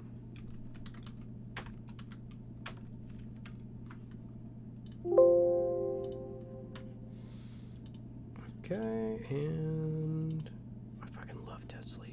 Jesus. This is just so good. Oh, thank God. Please, so cute. So cute. He really is. Like, he's got nothing on Trevor. Don't get me wrong, but still. Oh, True. I'm blushing. Hey, and I need everyone at home to, like, we're looking at not quite episode 5 level, but close. If you're in any way wondering as to, like, how anybody here feels about anybody,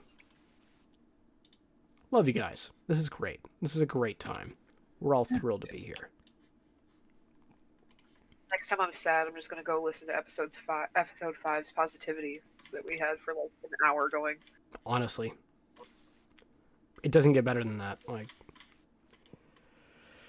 Hey, Brad, just while you're setting up, I gotta ask, did you get a haircut? Because that looks like a fresh do. indeed, I did. I wound up at risk of shamelessly plugging here. I was on a podcast for the folks over at BAMP Podcast. Really nice folks. I got to talk with the creator of Low Stakes, the RPG, which is a super cut and dry RPG system. Indie. It's like $7. We're in no way being paid to say this. I want to put that out there so that the Securities and Exchange Commission can read this or watch this video and be like, oh, they're fine. You're not a financial advisor. I'm not a financial advisor, nor am I in any way legal professional. However, I am aware of the Securities and Exchange Commission's laws, and I do wish to comply by them in any means necessary. So I do want to state that before talking about the Banff podcast. Great folks. I was in no way paid to be on that podcast. Greg Campbell is the man, I believe, who made the Low Stakes RPG. Really well crafted. He boiled down the formula of a sitcom into an RPG, and I plan to buy it and use that to make more fun plug-and-play games. Nice. Do you have a link for a podcast that you were on? Oh, yeah.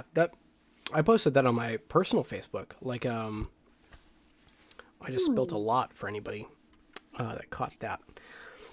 That was embarrassing. Goodness.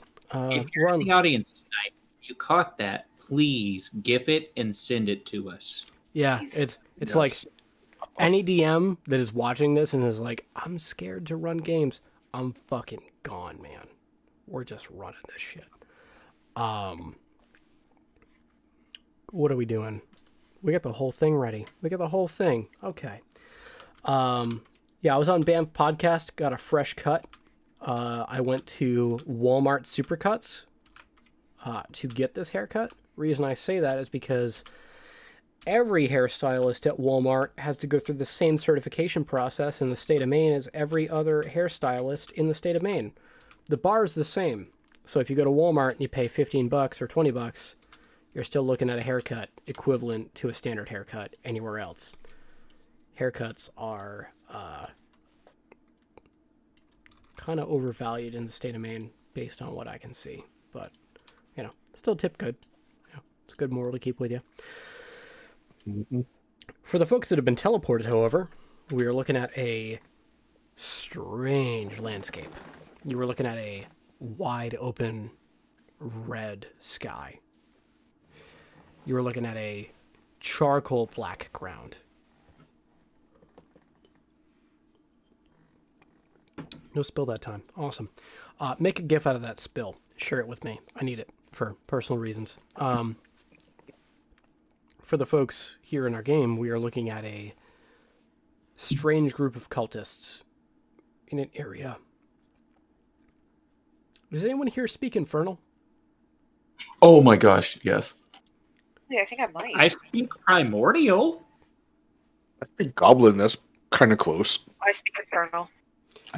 Oh, wait, also speak Dwarven. That's kind of worse. For the folks at home that... for the folks that speak in Infernal, you hear in Infernal, rip and tear. Rip and tear. Rip and tear. For anybody here that has not played the hit game Doom from 2016, we are looking at the most gratuitous of possible combats. You were all faced with cultists. They have white robes. They are brandishing clubs and daggers as they see you. They look specifically at Rook's skin tone and say, "That's dark!" and brandish weapons. Can I see everyone roll for initiative? 21. 21! Awesome. I'm going to start asking for stuff in a moment. I need any roll between 25 and 20. Had that shit ready to go. Yeah.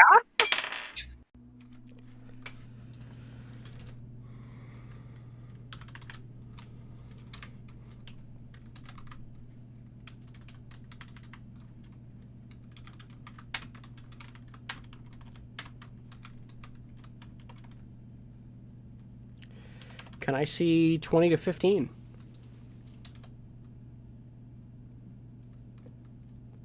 Okay.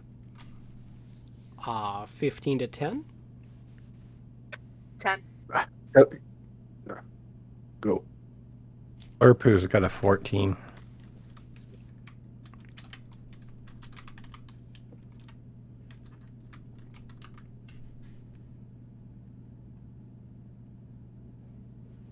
Cathra? What do you got? Catherine's doing a paladin impersonation. Oh. Got a 5. Oh.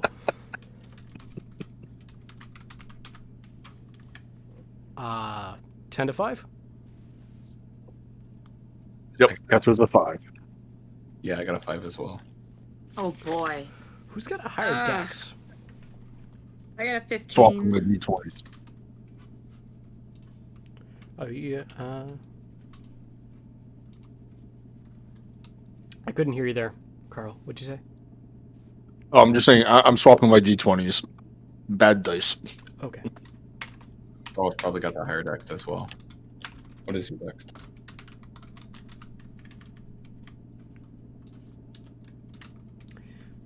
Was that a 15 from Neffy? But my dex is 15. Because I had a 5 as well. Oh. Yeah.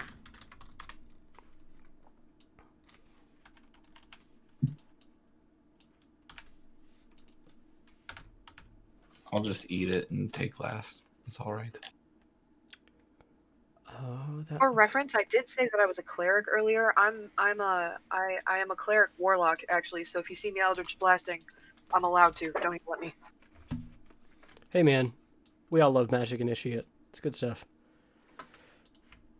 I'm gonna mess with the screen size.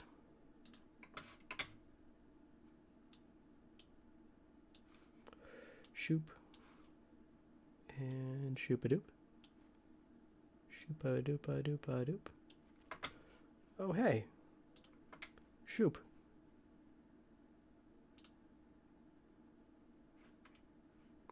Shoop-a-doop.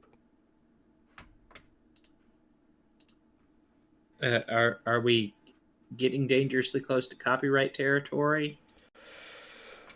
I mean, unless anybody here is like back in the sack, I don't think so.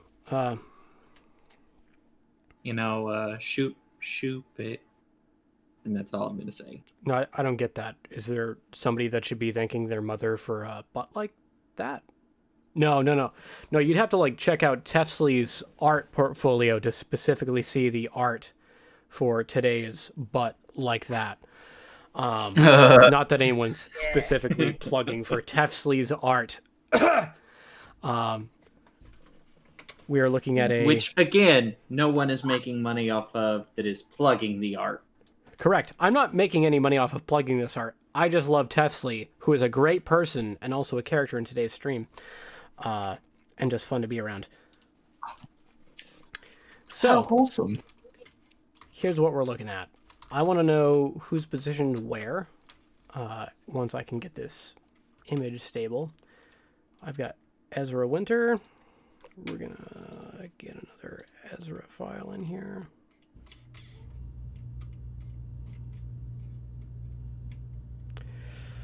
Oh, man.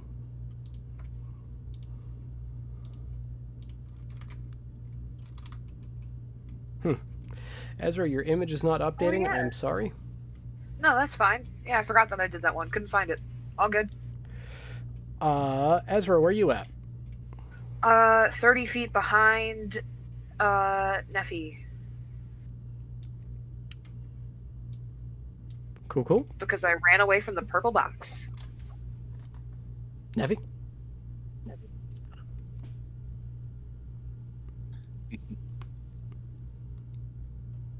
really tempted to say Yeah, it. Right, Ezra. I guess I'll be right there.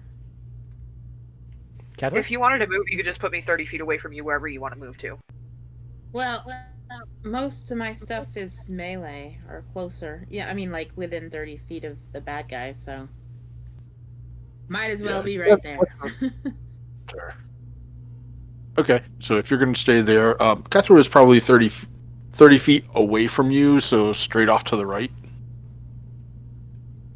from where Neffy is, so a couple of squares off from where the other three are right now. Off to the right. Yeah, right in there. Yes. No, 30? That would be... Yeah, something like that. Yeah, there we go. Yeah, the exact distance isn't that important. Lurpu will be right next to Neffy.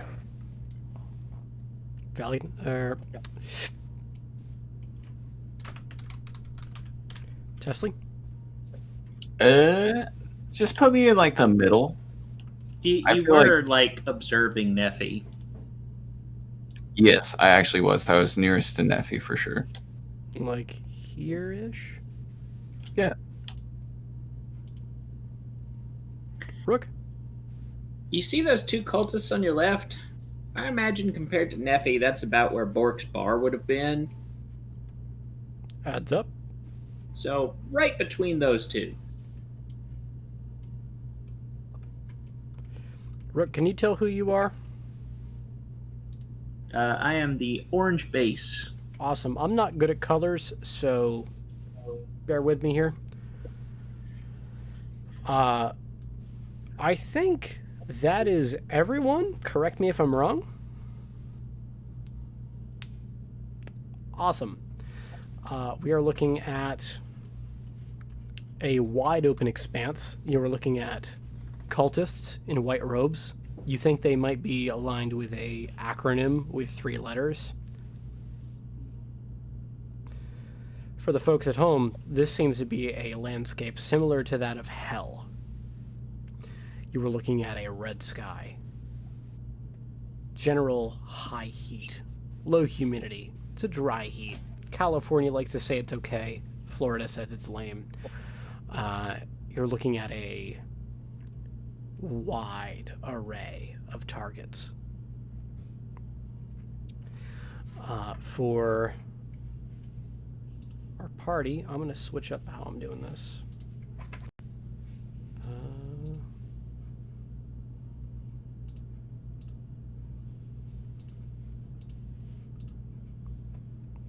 Perfect. And I'm going to close that out. Awesome. That should be a bit faster for folks.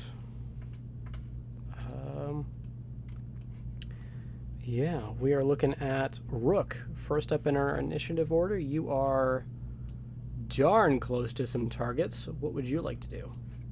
Right, so Rook is taking in the fact that 3 things have happened. 1, the stool he was sitting on has burnt up, so he's now standing. 2, he's in a new location. Rook loves to travel, so he is razzed as hell right now. Literally. And 3, they called him Dark. They did. Rather aggressively. Rook's going to respond, I'm not dark. I'm tan, motherfuckers. And he's going to say the word Blaskowitz. And as he does, his flame tongue is going to light on fire. And he's going to attack the one immediately to his right. That we'll see bada bing, bada boom. Would that be a fair spot for you? Yes. And that is a 22 to hit with a activated flame tongue. 22 to hit. We'll see a hit. Let's see some damage. Alright, so that's going to be 8 fire damage and 6 piercing damage. or slashing, since it's a flame tongue. It's a short sword. It can slash and puncture. I don't know why they set it into one. So, taking out this KK something member, what would you like to do? Yeah, just clean through. And then, since that was like 10 feet of movement, I'm going to go on to the next one. Alrighty. And I'm going to roll for my flurry of blows. That will be an 18 to hit. And the second one is it hits. So those will be unarmed strikes. Yep. That is 5 and 9 total bludgeoning damage.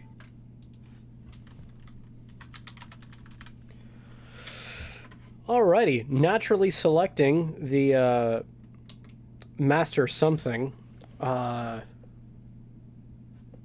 you've got 2 dead cultists. Anything else you'd like to do on your turn? I've used my bonus action. Do I have any movement left that I could use to say, I don't know, take some action surge powder?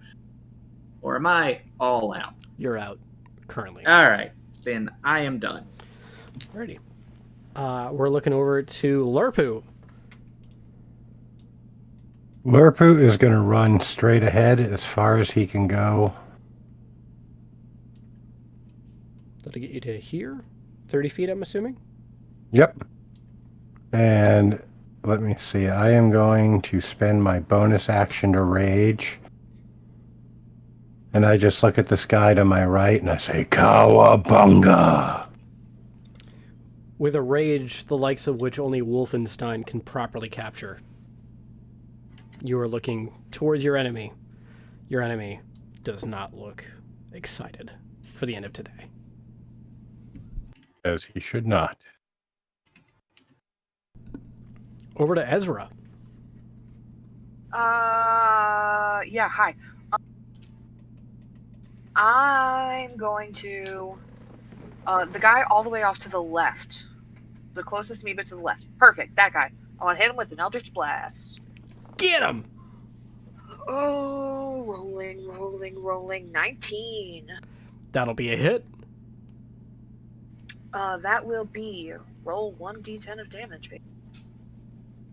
That will be... Ooh, 9 damage! 9 damage. We'll see. You have naturally selected this one. Give me a d20 roll. Aye, Captain. 2. Alright, you barely missed the one behind him. Bummer. I get 6 temporary hit points for killing somebody. Woohoo! Yes, indeed. That will see the ones over to the left. They do make their way forward. They are making their way in.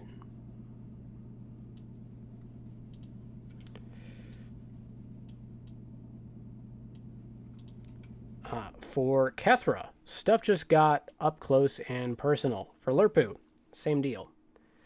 Kethra, you were looking at several attacks. There is a 14, nat 20, and another nat 20 to hit you, Kethra. 2 hits. 2 hits. She's at 17. Those will see crits at d6s. That'll be 8 and 6 damage. 14. Yep. Okay. Alrighty. For Kethra, you've got... I don't even have to run now. a 21 and a 13 to hit. 21 will hit. Sorry, I'm talking about Lurpu. I have said the same name twice. I'm just dumb. Sorry Okay. for that. 21 will hit. Okay. 21, we'll see 7 damage. That is piercing. And I would round up because I have resistance with my bear totem. Okay. So that would be 4. Cool. I've got to use the restroom. Ill-timed. I'll be right back.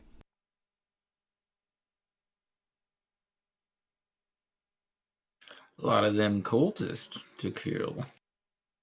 Yes, Blaskowitz will eat tonight. Rather fine, I do say. I'd really love my Eldritch Blast to hit multiple targets, but unfortunately I cannot yet. Unfortunately, the fact that it gets to multiple targets makes it like get undone for a bunch of stuff later on that requires like single targeting, and I'm like kind of pissed about that for Warlock's sake. Oh, you don't fire all 3 blasts at the same person? No. I definitely do usually fire all of the blasts at the same person, but there's like, I forget what it is. It's a sorcery thing that you can do that, like, if it's or a feat. I'm forgetting it off the top of my head. But Oh, like the 300-foot one or the crazy business? The the extended maximizing, range. yeah, the like distance spell or something. It requires you to Spear? like. Eldritch This is Spear like is a- fine. yeah. It works, period. But there's like a feat you can take, like a meta magic Spell feat. Sniper. Spell Spell Sniper that Sniper. requires it to target a single target. And once you get to the level where it can't, or once you get to the point where you can target multiple people, lose access to Spell Sniper. But if you had access to Spell Sniper, the range on an Eldritch Blast is effectively over 1,200 feet. Yeah. And I'm back. Spell Sniper's a great one if you've got those individual target spells. Yeah. So, for the folks at home trying to keep up with the Friday night drinking game, I am on glass number 3. That means you should be about 9 to 12 shots in. We're just going nuts. It's a fun game. I'm stone cold sober. I feel so Same. bad for this man. Condolences.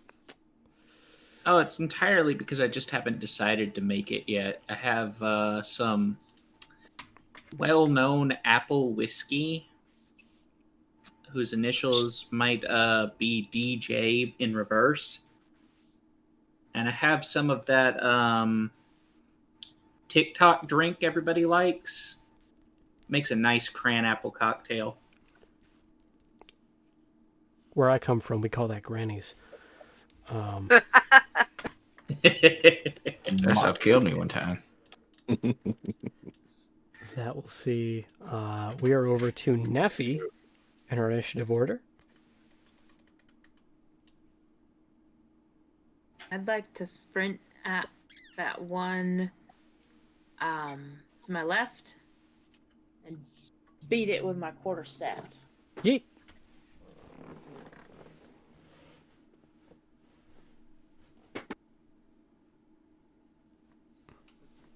$21 to hit. That will hit. Cool.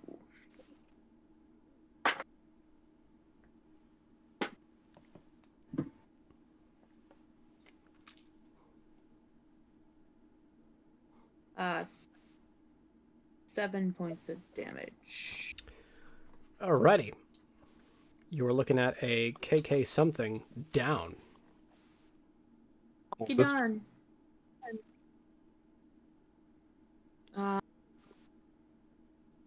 Yeah, alright. I only got 1 attack. Does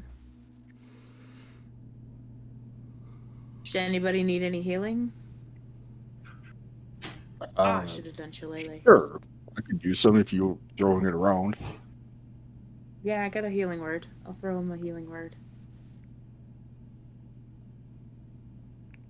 Alrighty. Anything else on your turn? Nope. Kethra, your turn is up. You've got several close to you. She is going to take a swing at the one to the like in front to the right. Mm-hmm. She will swing, and get a fairly good roll. A 21. Yep, 9 plus 10. We'll see a hit. Excellent. I am going to be spending a superiority dice, or potentially a superiority die for a sweeping attack, but she does.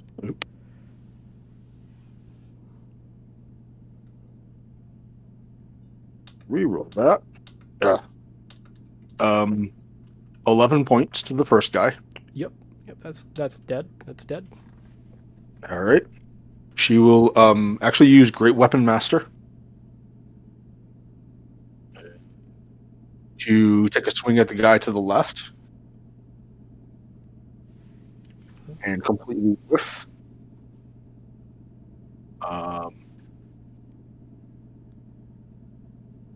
Which means I cannot do a sweeping attack. Okay. She is engaging the three of them, looking at them like, about time. She'll take a step over to the left, one space. Alrighty. Give me a moment. That was 9 hit points to. Was it Carl? Oh, you healed 9? Excellent. Cool. Thank you very much. On the stream, it just did like an infinite mirror sort of thing, where we Yep. saw like 12 Brads at once. That was my mistake. I clicked the wrong button. It's kind of cool. Yeah, OBS gave me a notification. It was like, oh, I'm upset. I was like, oh, change your rendering style. For Tefsley, what are you up to, friend? Oh, just probably gonna just look at the big old crowd of them and go, dang, I should have gone in a better order, I guess. Maybe if I was quicker on the draw. But I'll cast some spells. I got magic missile. I'll just go. Let's bring it on. Let's try out this new hat. I don't have to use these components I spent money on. Whatever, I guess. And I just go, bam, shabam, and then I just shoot 3 out. So you shoot 3 out. Do you have a general direction for me? The 3 that are, I'm the one straight in the middle, right? Yep. You are. Yeah. The one that's in front of me and the 2 on both sides. Okay.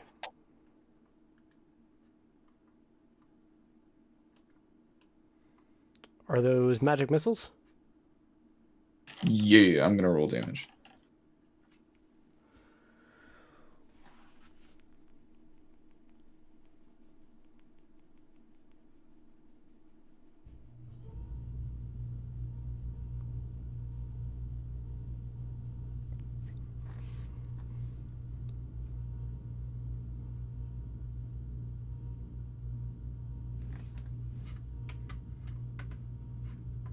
So I hit 1 for 2, 1 for 4, and another 1 for 4. They are significantly weakened, however, not dead. All right. Take that. I couldn't find my D4, sorry. It's so tiny. And then I'm just going to be like, oh, well, I think I know what I'm going to do next. Free action is just be like, hey, can you guys just get away from in front of me? Just go attack some on the side.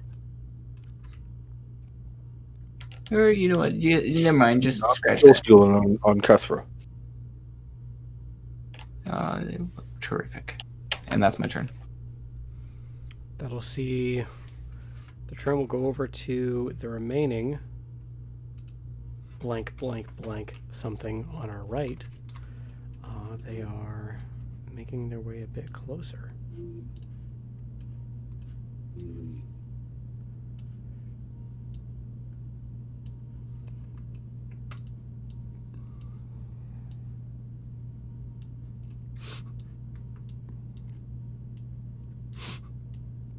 Excuse me. Cool. For Lerpu, you were looking at one additional attack from a club. That is a 23 to hit. That hits. That will see 4 bludgeoning damage.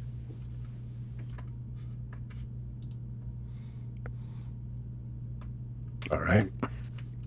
That will see the turn go over to Rook.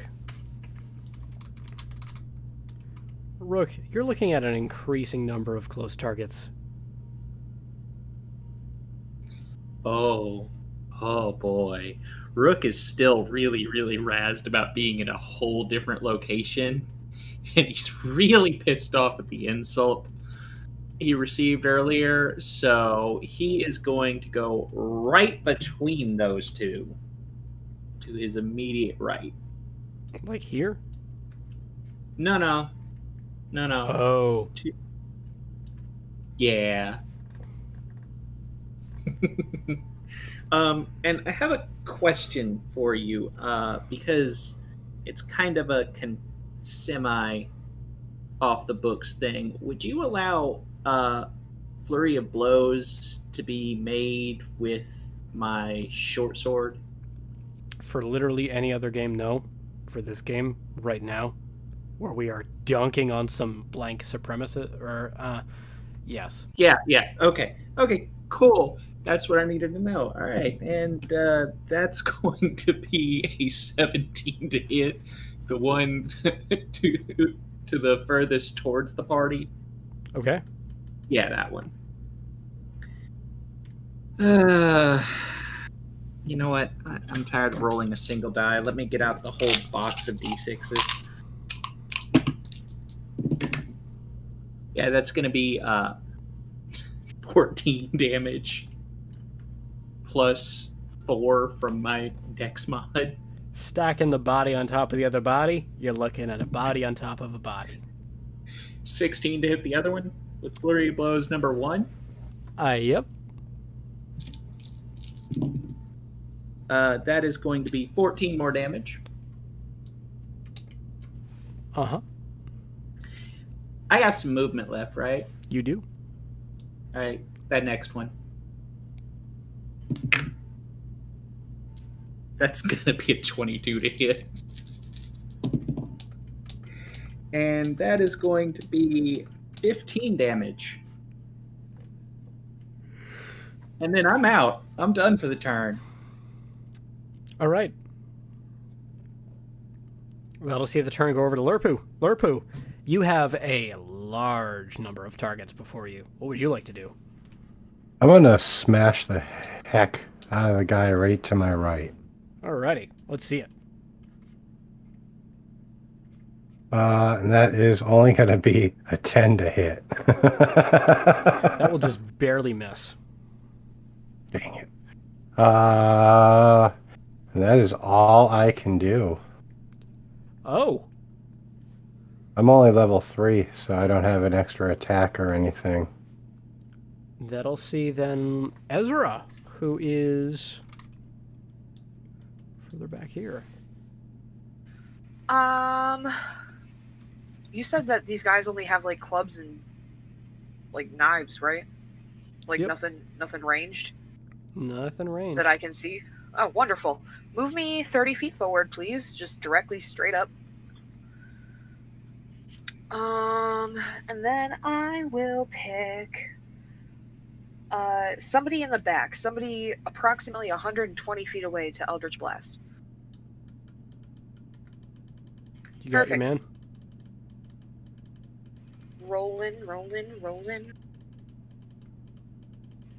Oh, yeah, that's a 24. Rolling for damage. Another 9. I'm rolling good. That man's not alive. Sweet. That's all I got. All right. That will see the turn go over to our friends on the left. We've got a dangerous encounter before us. Lerpu, stuff just got real. Same for... Oh, I'm not scared.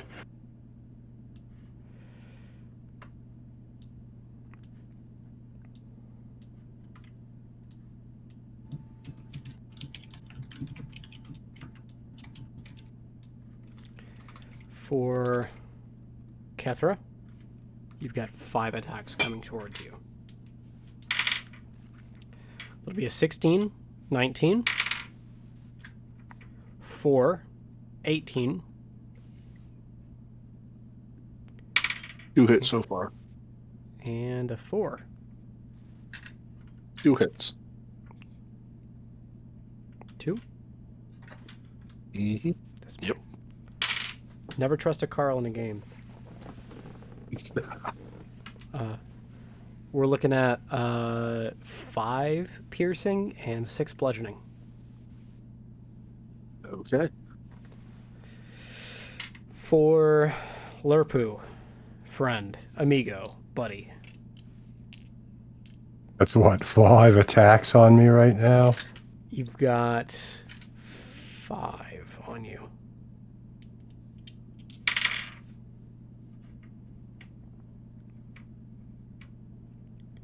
That's a non-natural 20, a 7, Okay.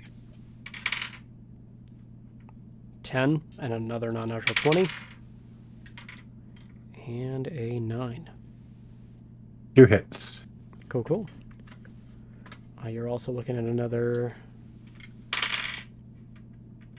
2 daggers, one of which is going to get a 14 in, and another one's going to get a 6 in. Both are misses. Cool, cool. You take 5 piercing, 6 bludgeoning. So that will be 6 total. Now we'll see our turn go over to Neffy. Neffy, you've got dead guys around you. Wait. I would like to position myself somewhere in the mess that is around Lurpu. You can get about here. And nope, I want to go to one of the sides. Make myself a 15-foot cube that doesn't touch him. Oh, yeah. Oh, yeah.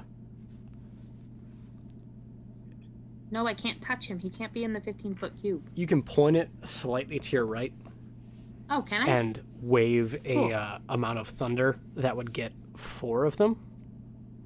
Sweet, that works. All right.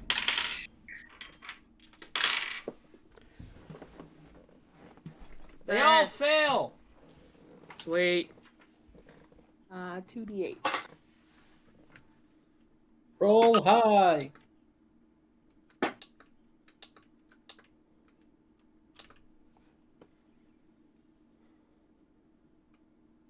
$15. That should fling some corpses. And yep.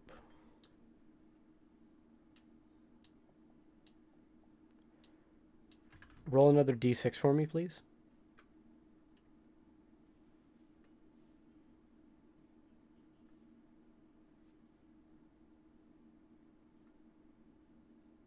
Four.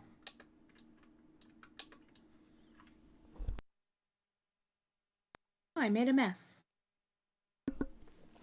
Yeah, you pushed a few of them into other ones. Their daggers and clubs have hit one another. They're not doing great. You get a wall of bodies away from you. Lurpa, you feel significantly safer. That will see the turn go over to... Yeah. I'm gonna make my helm turn on again and say, I told you so! My helm of dread. That's all. For Lurpu, little gnome just got scary as shit for a moment. Oh, thanks, Neffy. That will see Kethra. All right. Kethra is going to try to reduce the number of enemies surrounding her. She will swing with a 22 to start. Who are you going after? The guy straight to the right. To the right, that one. And damage.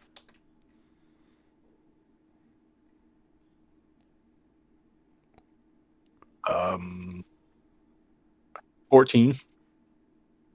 Oh wait, 15. Yep.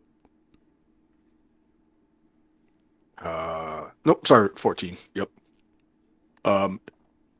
I will go ahead and use Great Weapon Master again. Okay. Take another swing at the next guy circling around. 23 to hit. Yep. And 12 points of damage. Yep, that'll do it. Yep. All right. And I will spend a superiority die for a sweeping attack to get the next guy in line. Yep. And I think that's... If memory serves, I want to say sweeping attack does everything in a 5-foot radius. Am I wrong here?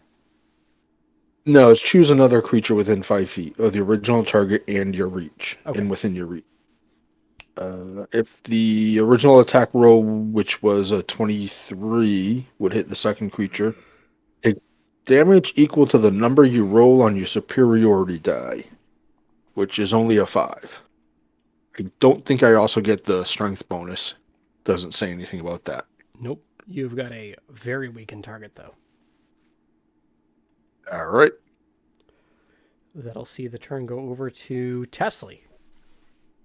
Tesley, friend. You're looking at a very short list of enemies.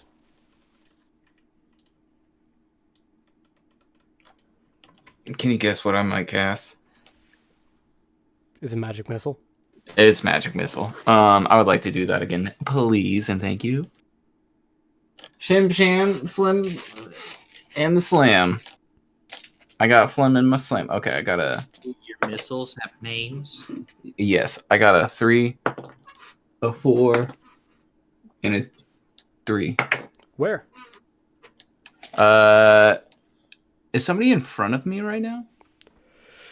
Kind of. Over by Lurpu. Then you've got the friends over by Kethra. Righteous. Let me get the ones by Kethra. Or actually, no, she didn't want to fight. Let me get the ones by Larpu. This one also drops. Sick. Do I got an extra one? Just fling it off to my right. Bam! Nope. You'll Okay. have used all 3 to get them. Sweet. Sweet. The ones over to your right are now sizing up the situation, Rook. They feel a certain amount of pride associated with a certain color and decide to try and make their way in. We know it's a bad idea. They don't.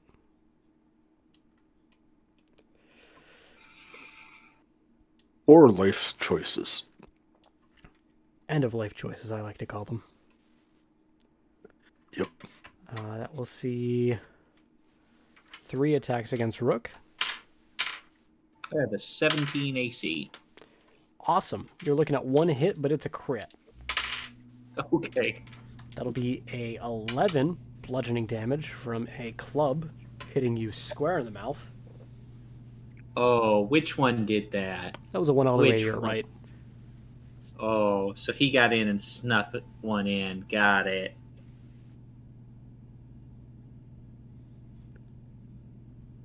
Got it.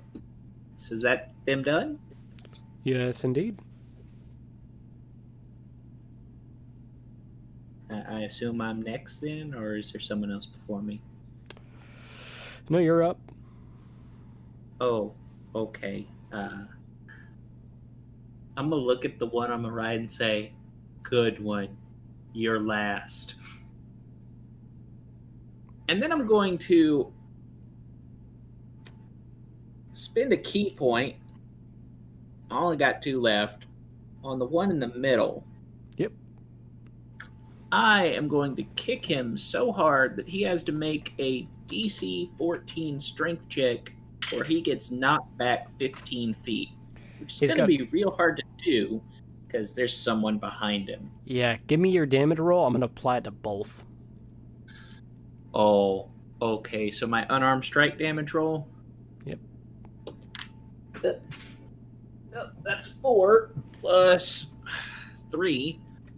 So, or no, plus 5. 9. You got 2 friends behind you dead. And then I'm going to flurry of blows the guy diagonally left of me for my last key point. That is a 16 to hit. Yep. And he's getting a sword. That is 20 damage. Yeah. He's gone. He's gone.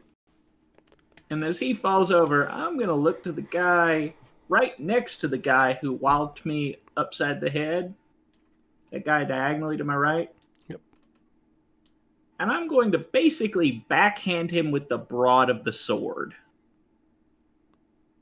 Let's see it. For a natural 20. Yep. Do I even need to roll damage? My Nope. minimum is hell. So I want to say I decapitated him with the flat of the sword. And then some. And I haven't moved. So would it be possible for me to use my movement action to take some action powder? Movement, no. Well, I've used my bonus, and I've used my action, so... Oh, well. Told you were last. Blank power! Do I get a free action to punch him halfway through that sentence? Like, I'm not trying to damage him. Just, shut him up. Yes. And you do. Okay. He's like in the middle of raising an extended arm with an extended set of fingers. You just, bam, he's done. He's not doing it anymore. But like, I'm thinking MMA, like, forearm to the throat. Yes. You pimp slap him.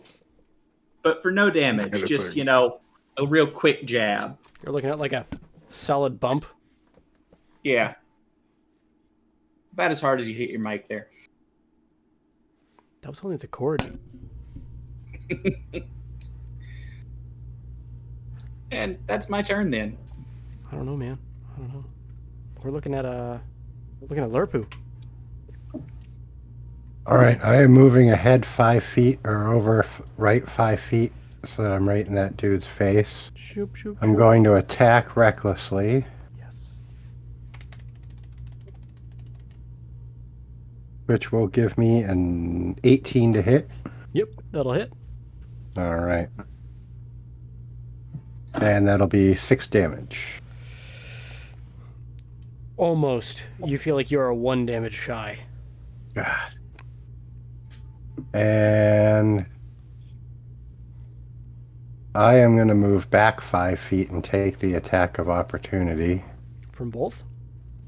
Oh, no, I'll stay where I am then. Okay.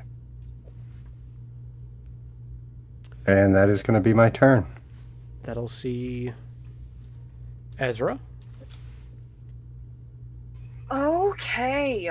Is it possible for me to run 30 feet to my left towards, I think that's Kethra over there, who has taken some damage, if I remember correctly. Is it possible for me to get within 5 feet of all 3 of those bad guys? Not with a 30-foot movement speed. Can I get between 2 of them? With 2 of them within 5-foot radius of me? This is as far as you got with 30 feet. Okay. Then I'm not gonna do the thing that has minimal damage. I'm gonna. So the one I can touch, right? Yep.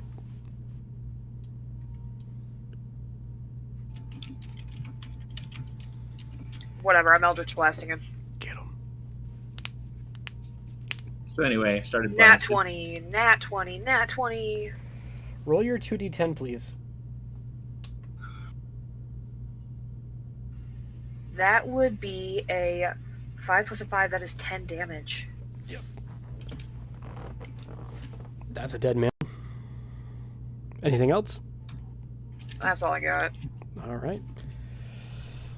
Turn will go over to folks on our left, who are dwindling, albeit.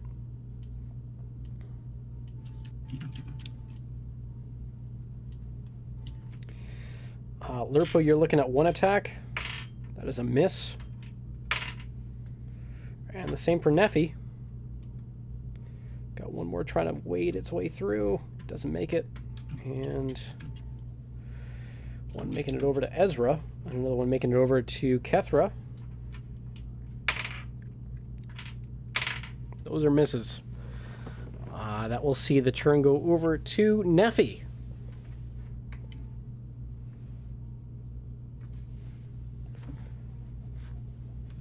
Let's see. So can you zoom in? So we've got, thank you.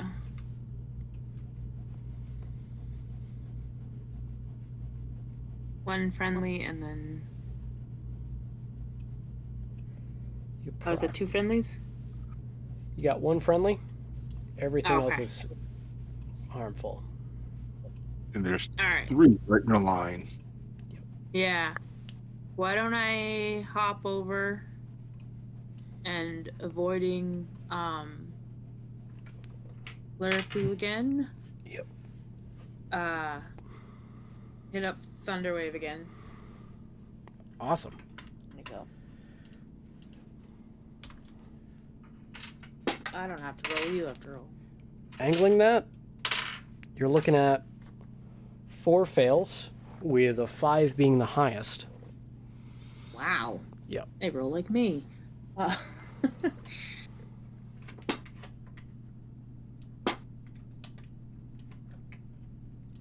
9 points of damage. That's what Yep. Above the table, I've got to use the restroom. I will be right back. I broke the seal. It was my mistake. I'm sorry, friends. Oh, yeah. Oh, no. Kethra is not happy now. You are kill stealing on her. You know, I don't know how many hit points you have, and I saw you take some hits, and I can heal you. So I was like, I have some hit points now. Heal Let's go block something. I'm out of like battle spells. All I got left is like minor illusion and shillelagh. So I'm down Layla to is a one. pretty damn good spell. it is. I only but use cantrips for damage. Unless it's like a big boss, I don't use damage spells. I keep my healing spells. Yeah. Mm. I'm really glad he let that kick through work because I am out of key. So I'm down to I can attack once a turn. I can only kill one person. Like I'm not having the best time. Kethra could kill a second person if she hits with the first one. right. She's Exactly. got a great weapon master. Get them lined up and bowl them down. Oh, yeah. I've just been rolling like trash. If any of you hit 0, you're we're fine because I have spare the dying, but I have a feat that lets me heal to the max of my healing spell if you're at 0. So you get them all. You get all the points. Yep. Yeah. So that's That why is I a don't very use good damage feat. spells. Yeah. Kill them all for us first. By the way, Tepsley, if you had been able to send a magic missile over to the right, Rook would have very seriously considered spending a key point to see what would happen if you try to deflect missile a magic missile. Hell yeah. Just because Rook was like, nah, these are mine. I'm just doing stuff in the back line. Go to. See, as much as Kethra is like, drow, don't like that. She's like, okay, that I can understand. That I can respect. And see, Kethra and Rook haven't had a conversation about that, so Rook has no clue. I mean, he's drow. He probably kind of used to people being a little twitchy around him. Oh, yeah, no, definitely. He's been Yeah. traveling for quite a while. Yep. I'm just That's- a gray person that looks like a human, but like gray. I'm just like the wrong color for a person. Yeah, no, Rook's Yeah. whole thing is he likes to travel, and when the coup of the attempted coup against the matriarchy failed, he decided to leave home. And he is a cobalt blue, so he is what is considered tan for a drow. I've seen all like 3 of the episodes where every time you introduce yourself, you're like, a deep cobalt blue because I'm really tan. And I'm like, yeah, I get it.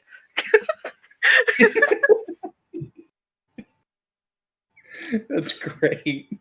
It's so funny. All right. Kethra? Oh, Catherine's up. Oh, yeah. She will actually like take the sword and like stick the point in the chest of the guy in front of her and just kind of like just hold him there for a second. Her action is to look over at Ezra and is like, "Do not be killing them. These are mine to kill." And that's like her action. Okay. And then I'll go action Ezra's gonna surge. laugh, just so you know. Action surge. She'll kind of like pull the sword back, lift it up, and do a big swing on the guy. Okay. Let's see it. And 18 to hit. Yep. And 12 points of damage. All right. And then she will go with a sweeping attack and hit the one to the left. And... oh, sorry. Wait, no. Great Weapon Master, actually. And what do I have? That is 14 to hit. Yep. And 15 points of damage.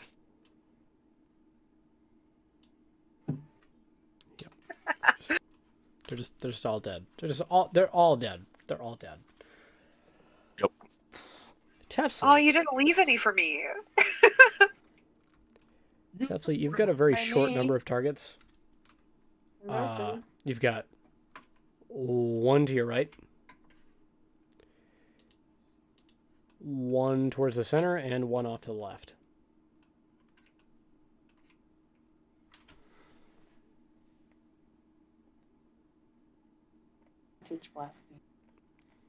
I'm going to reach into my bag. If I'm it going to obtain. Wait, what? If it helps, they start chanting the name of the U.S. president that's about to be impeached for the second time. That's it. I'm starting to. Tefsley pulls out his pen and he just starts writing down the events. He's become a journalist. Alrighty. That is my turn. And can Neffy go out of turn at that? With a comment, yes. We're looking at Avengers Babel. Sweet. I want to go out of turn with my quarterstaff. With your quarterstaff, not necessarily. But if you got Babel, yes. It's not appropriate, Babel. Okay. Then we'll see the turn go over to the KK something member towards Rook's right. This is the last one. They've got a 6 to hit you, Rook. That's a no. Blank power! Blank power! Nothing. I don't have any like actual reactions I can do other than fall slowly, so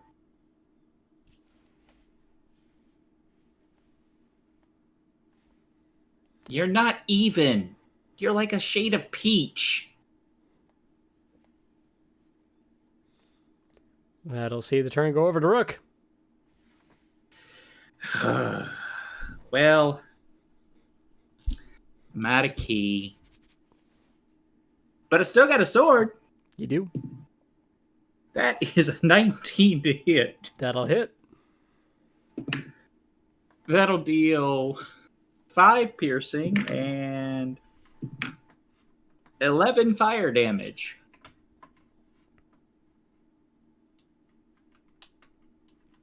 Yep.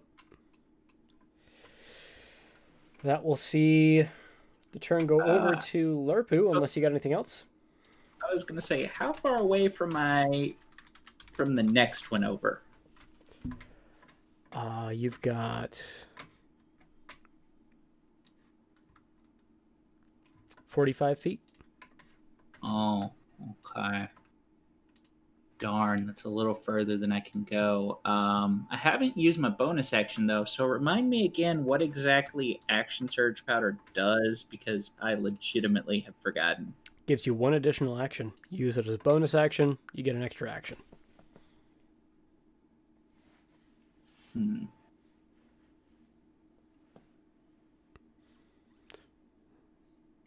Okay, I'm taking the action surge powder. And then I'm going to make a ranged attack against that one. With what? A dart. Alrighty. I have 21 of them I Oh, never use. No, not that one. They go 20 to 60, so I'm going to hit the far one. Okay. Give me an attack. Nat 20. At disadvantage? That's more than Oh. 20. At disadvantage? You didn't say at disadvantage. You said give me an attack. Yeah, you got 2060. That ain't 20 feet. Ah. Come on. Come on. How fucked up do you think In I that am? case, He should a have 15. advantage because they're assholes. A 15. 15 will still hit. Okay. It's basically the same Blue as my colored unarmed hats? strike damage. That help them stand That will out? be 6 damage to the farthest one away. This one, already scared, is now dead, but still over here. And that'll be my turn. That'll see the turn go over to Lurpu. All right, I am going to turn around to face this one behind me, and as I do, I am swinging my hand axe. Let's see if I can actually hit something. I got a natural 1. You miss quite successfully. All right, yeah, and that's my turn. Ezra. Is anybody still alive? Oh yeah, you There's got the one guy, guy. right? Eldritch Blast. Give me the Eldritch Blast. I have to say it in a southern accent, but Travis It's willing been a it. blast.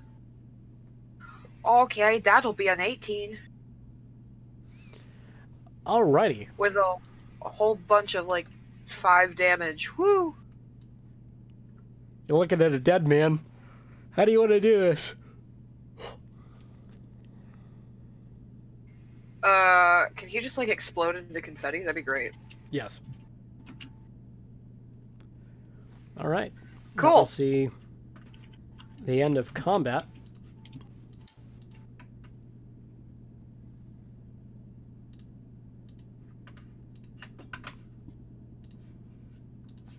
Lurpu just hangs his head.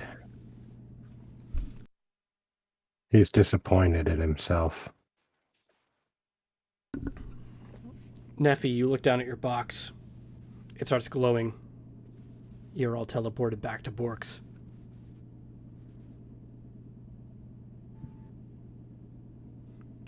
Present? So what's in the present? Well, there's a bunch of dead cultists now. What kind of cultists? Yeah. Dad. Something about power. White robes. They had white robes. They were, they're wearing weird clothes. Yeah, Bork actually Definitely has. cold. Yeah, Bork actually called has a me separate bag for those. How many did you get? 11 personally. Like 11? later, maybe? I think it was What? 11. Yeah, there was You said like Pepper looked right at Ezra and was like, I got 10. I lost you count. do not be doing that on me. I lost count after 8. 1, 2, 3, 4, 5, 6. Yeah, Bork will Like, give. seriously, do not be doing that. Okay. The box. What was that, Bork? They're in there, Bork. Yeah, Bork. Why? Bork will pay. You guys like gold? Like Yeah. gold or actual Gold gold? is No, nice. like gold coins. Somebody gave Bork like a bunch of gold. Yeah. Oh. Don't they Yeah. like rocks? Yeah, I mean it's shiny. It makes pretty jewelry. I prefer silver jewelry, but I'll take gold money.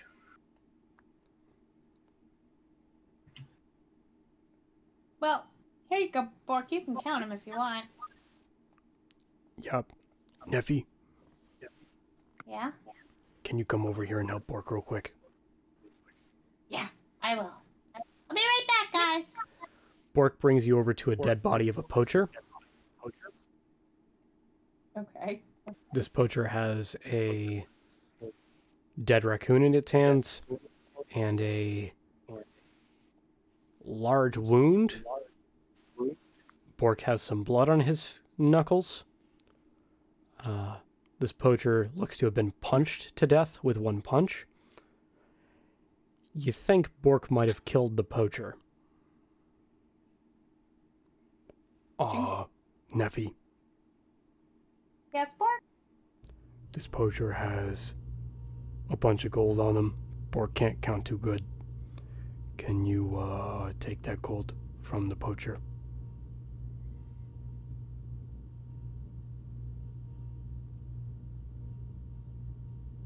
One's not gonna make it, huh? That poacher is not going to make it? No, the raccoon. Yeah. Well, fuck it. Who Yeah, cares about the raccoon? they kind of took the raccoon apart. Bork had to kind of take them apart a while ago. Like a Be half nicer hour. to animals. Yeah, they were addicted to animals, so Bork kind of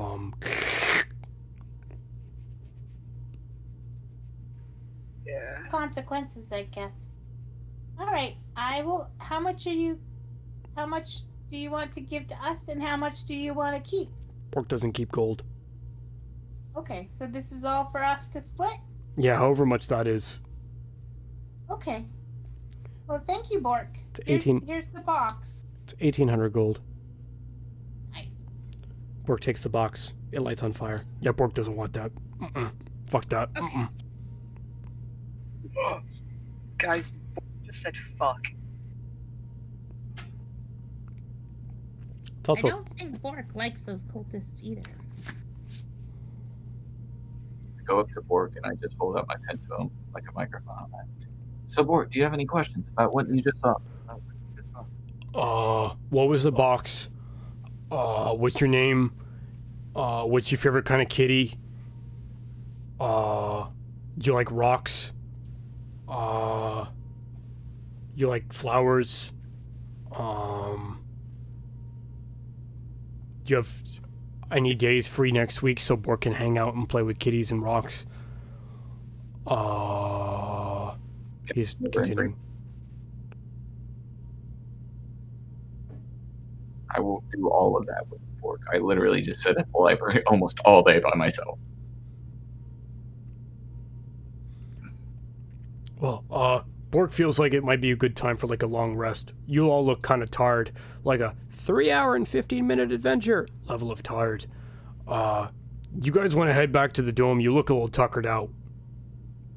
Oh yeah, Can you just send us there? Bork can, but you can't tell anybody that Bork can. It'll be our secret, Borg. Bork will open up a tree for you. This is above the table tree stride. Yeah, you can just hop in there. Awesome. And Rook will hop in there. Following close by. I give Bork a nice little necklace, this little gem. Okay. Be back. What kind of gem? Just like a little BS ruby looking thing. Bork values it, pats you on the shoulder. You need a favor, you call Bork. Oh, dude. Thanks, bud. I'll bring some kitties over and we can play. You like hop through the tree stride, but you hear like, as you make your way into the dome, you can hear a scream off in the distance. Kitties! Oh, what a great guy. I knew him about 5 minutes before we were sucked away. Oh yeah, Bork's wonderful. You should spend more time Really? with him. Absolutely. He didn't see me die. He doesn't judge me for Pepper will that. be kind of skeptical, looking at it, looking at Bork, looking at this thing, like, oh, you're one of them. Mm, Yeah, Bork's a druid. okay. Yep. Okay. And she'll step through.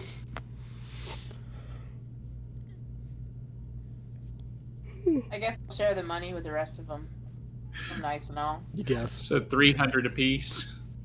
30 apiece. 1,200. Huh? All right. You said it was Yeah. 1,800. So Bort told Neffy it was 1,800. You guys weren't there. Deception check, please, Neffy. you counted yourself. You can't count. He told you to count it. What's deception? Oh, 9. Gonna go ahead and say that's a 22 perception check. As you're Yeah. teleported See, in, Insider perception.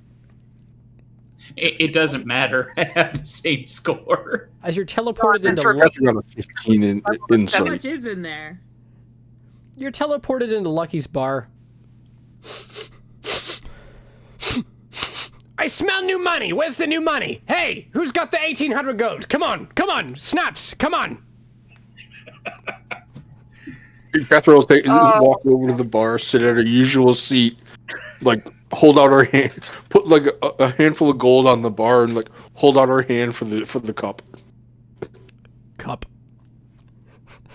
Rook will take his There we 300 go. gold and go back over by the door and just go back to bouncing. The brand new Ruggy, freshly conjured, walks his way up. You're like hand on the head as his feet are like digging into the dirt. Oh, come on! No, it's worse than hand on the head. The new flame tongue is just in his forehead. Hey! I'm gonna go complain to the mayor about you. I'm friends with the mayor. Good luck with that. I doubt that. He trumps off. Tell Feanor Rook says hi. Middle finger. Hey, Lucky. Yes. It's been a day. I need a drink. Pour me whatever's your favorite. Oh, my favorite. Your favorite. Give me your favorite. I want to know what you like. He pulls out a small flask, pours a shot, slides it over to you. 5 gold. Thank you. Take a sip. Yeah, I'm gonna down the whole thing. It's a whole shot. I'm going for it. You feel content. That's sad. But okay. I'm just gonna like wink at him and then just chill out in my seat. That's a good one. Yeah, I needed that. Hey, can I actually get the milk this time? A glass of milk is slid over to you.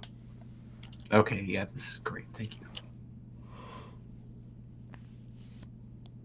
Hey, but seriously, what's the new password? No. Oh, well, maybe later. It's all right.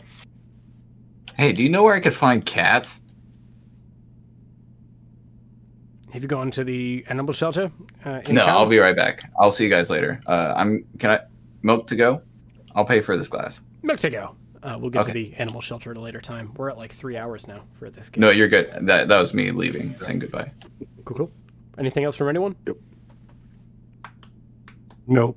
I'm good. Catherine's actually not going on about starting a bar fight this time. Cool. That'll see the end of today's game. If anybody at home thinks they know who we fought today, pull a solid for your friends here at Arrowknee. Say nothing. Love you.